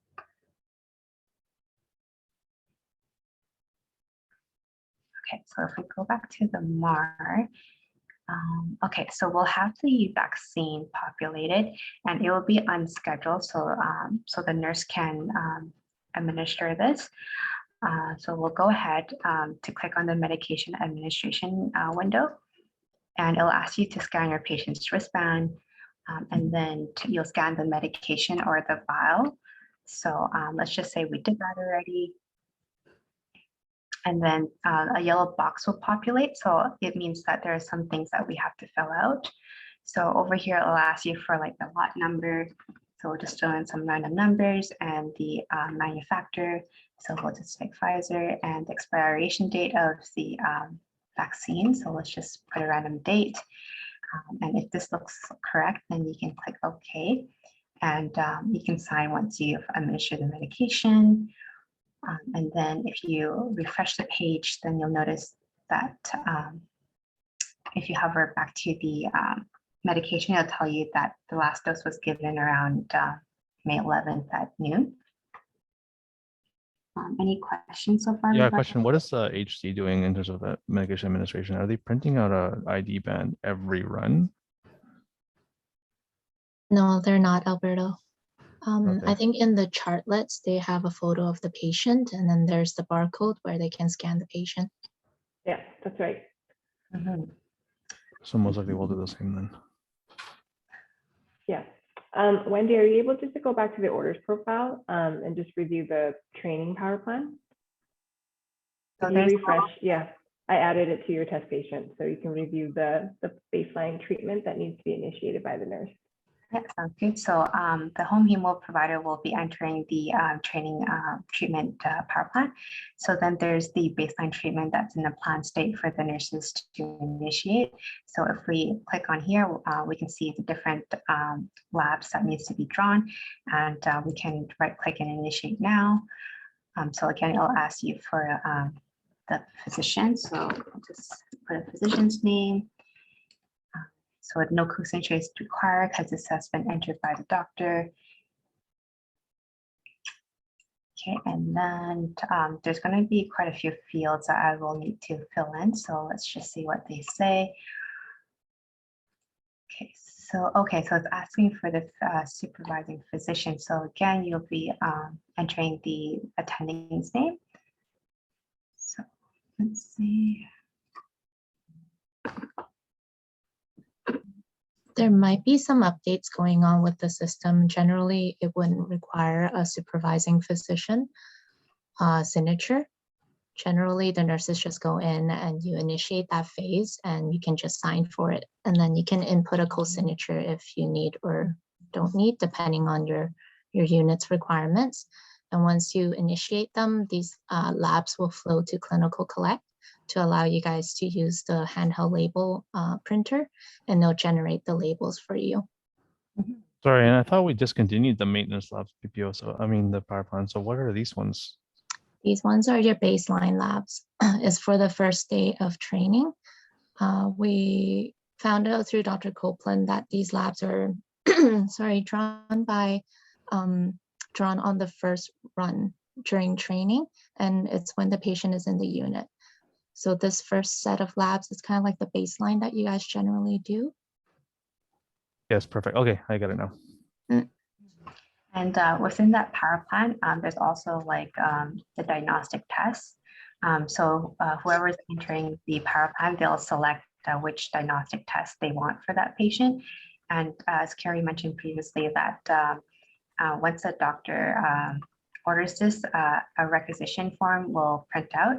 So, so the provider can give the rec on the patient's chart for the nurses to give, or we can just go ahead and reprint the rec for the patient. So if you right click on the rec that's been ordered, sorry, the test that's been ordered, there's the option to print, and there's the reprint requisition that you can select, and it'll just route you to select your printer and hit OK. Any questions regarding that piece? Nope. Oh, I guess, sorry. Yeah, there's no. So prescriptions is not part of the order power plans anymore, right?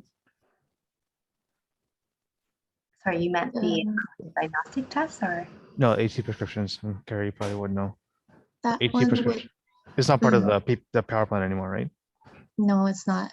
But Okay, so we don't have to in- activate it ever anymore. you don't. You just have to make Okay, sure perfect. you have the NEF emission power plan down there. Yeah. You just have to make sure this power plan is ordered because it has that hemodialysis order for you to refer to the HD power form. Okay. Is there anything else that I'm missing, Maritza?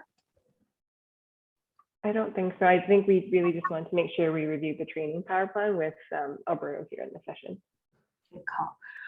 So I do want to jump back to the blood work collection piece. So let's say that it's time to do blood work. So you will click on the SunQuest Collect. And again, because it's a test patient, I'm not able to do so. So I'm just going to jump back to the PowerPoint over here. So this is just a flow chart. So on the day that you're collecting the patient's blood work, so you'll grab like a portable printer and you'll click on the on button, and just to make sure that the Wi-Fi is also on as well. So that means we're connected to the internet. So we'll go ahead and click the SunQuest Collect button, and it'll ask you to pair the printer to the computer. So you'll be scanning the barcode of the printer, and you'll also scan your patient's armband, and you'll collect your blood work. And then it'll populate and ask you to confirm that these are the blood works that you're collecting, and it'll print out like the labels for the blood work, and you can attach that to the vials and ship them to lab after. And just one last note, I do want to mention that there are some reports that can be generated on Cerner. So if we go to, let me just move the screen to the side. There should be a discern reporting button. Oh, there it is. So if we click here, there should be another window popping up soon.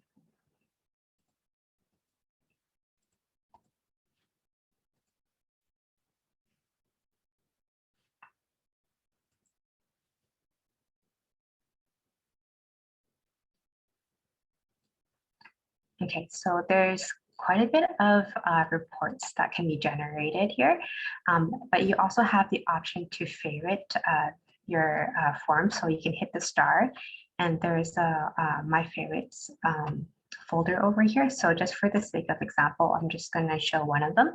So like there is the renal med admin report for us to view. So if you want to take a look at that, you just need to click on the banner and just hit run.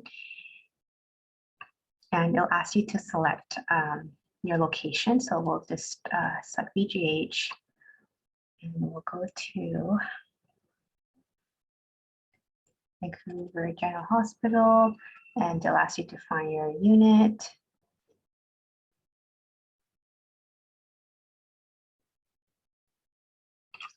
Okay, so there's the independent nocturnal, and there's also the home hemo clinic. So we'll just click the independent just for example, and then click execute.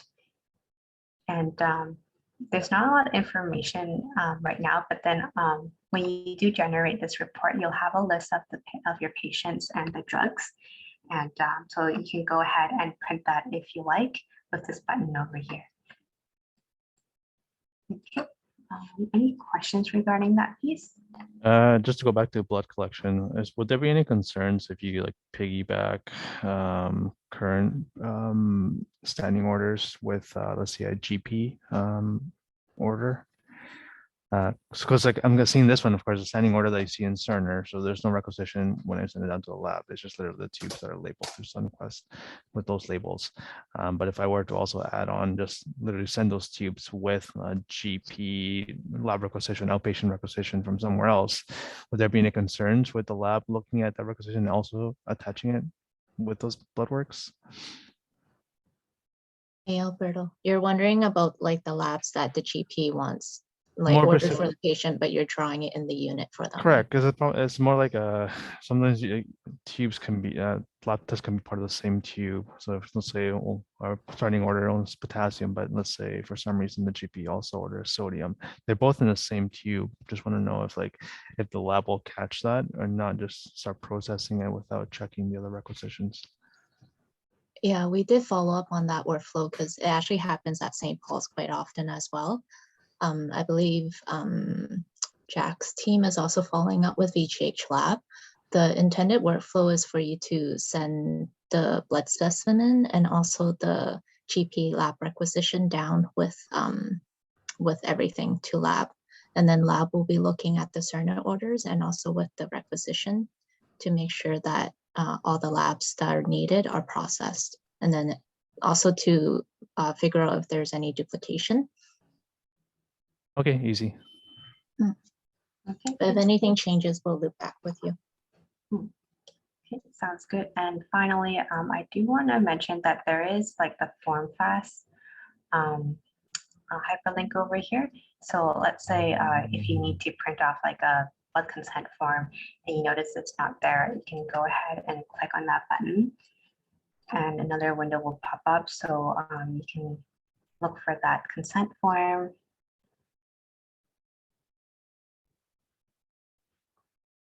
This is taking a while.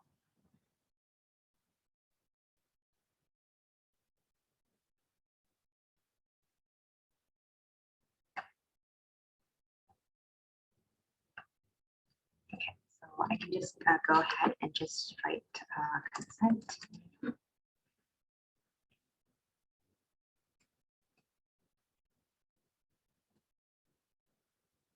Okay, so there's the consent for blood products. So there's one for PHC. We'll have one for VGH as well, but just for the sake of demo, so you'll be selecting the box and just make sure that your patient is also selected. So then their name is also there. And then once you're happy with your selection, then you can go ahead and click the print button. And alternatively, you can also favorite your specific forms if you're referring back to them quite a bit. So you don't have to like search through this entire catalog again. Okay. Any questions before we go back to the PowerPoint slide? Not right now, no. Perfect. So we briefly talked about the reports and FormFast. So again, certain forms will have to remain on paper. So like the patient's monthly lab rep will be on paper, any renal forms, travel forms or related letters, and the consent for release of patient information for the next stage hemodialysis. And some forms will also be covered in FormFast. So one of them we mentioned is the blood consent form, and the cover sheets and the any other referral assessments will also be in FormFast. And just to highlight, documentation will have to contain in promise. So these are the bullets that doesn't have to be documented in promise. So that includes your clinic notes, your clinic scheduling, and the SIU interface with the permanent and actual scheduling. And just want to prime the group again, just to have a black box ready in the event of a downtime. So then nurses have the tools and the forms to help them get through their day. And also once the program is back online, they have a way to enter all those information back into Cerner again. Any questions before we wrap up? Nope. Okay, awesome. Okay, so our next step is we're going to have our order set session on May 30th, and we're going to have an additional meeting with the providers regarding the home hemo prescriptions, and the workflow will be presented to the renal working group for validation. Okay, so that's all I have for everyone. So if no one has any questions, I just want to thank everyone for their time. I know that we went over that what we intended to, so thank you very much for joining me today, and have a wonderful afternoon. Thank you, everyone. Thank you. Thanks.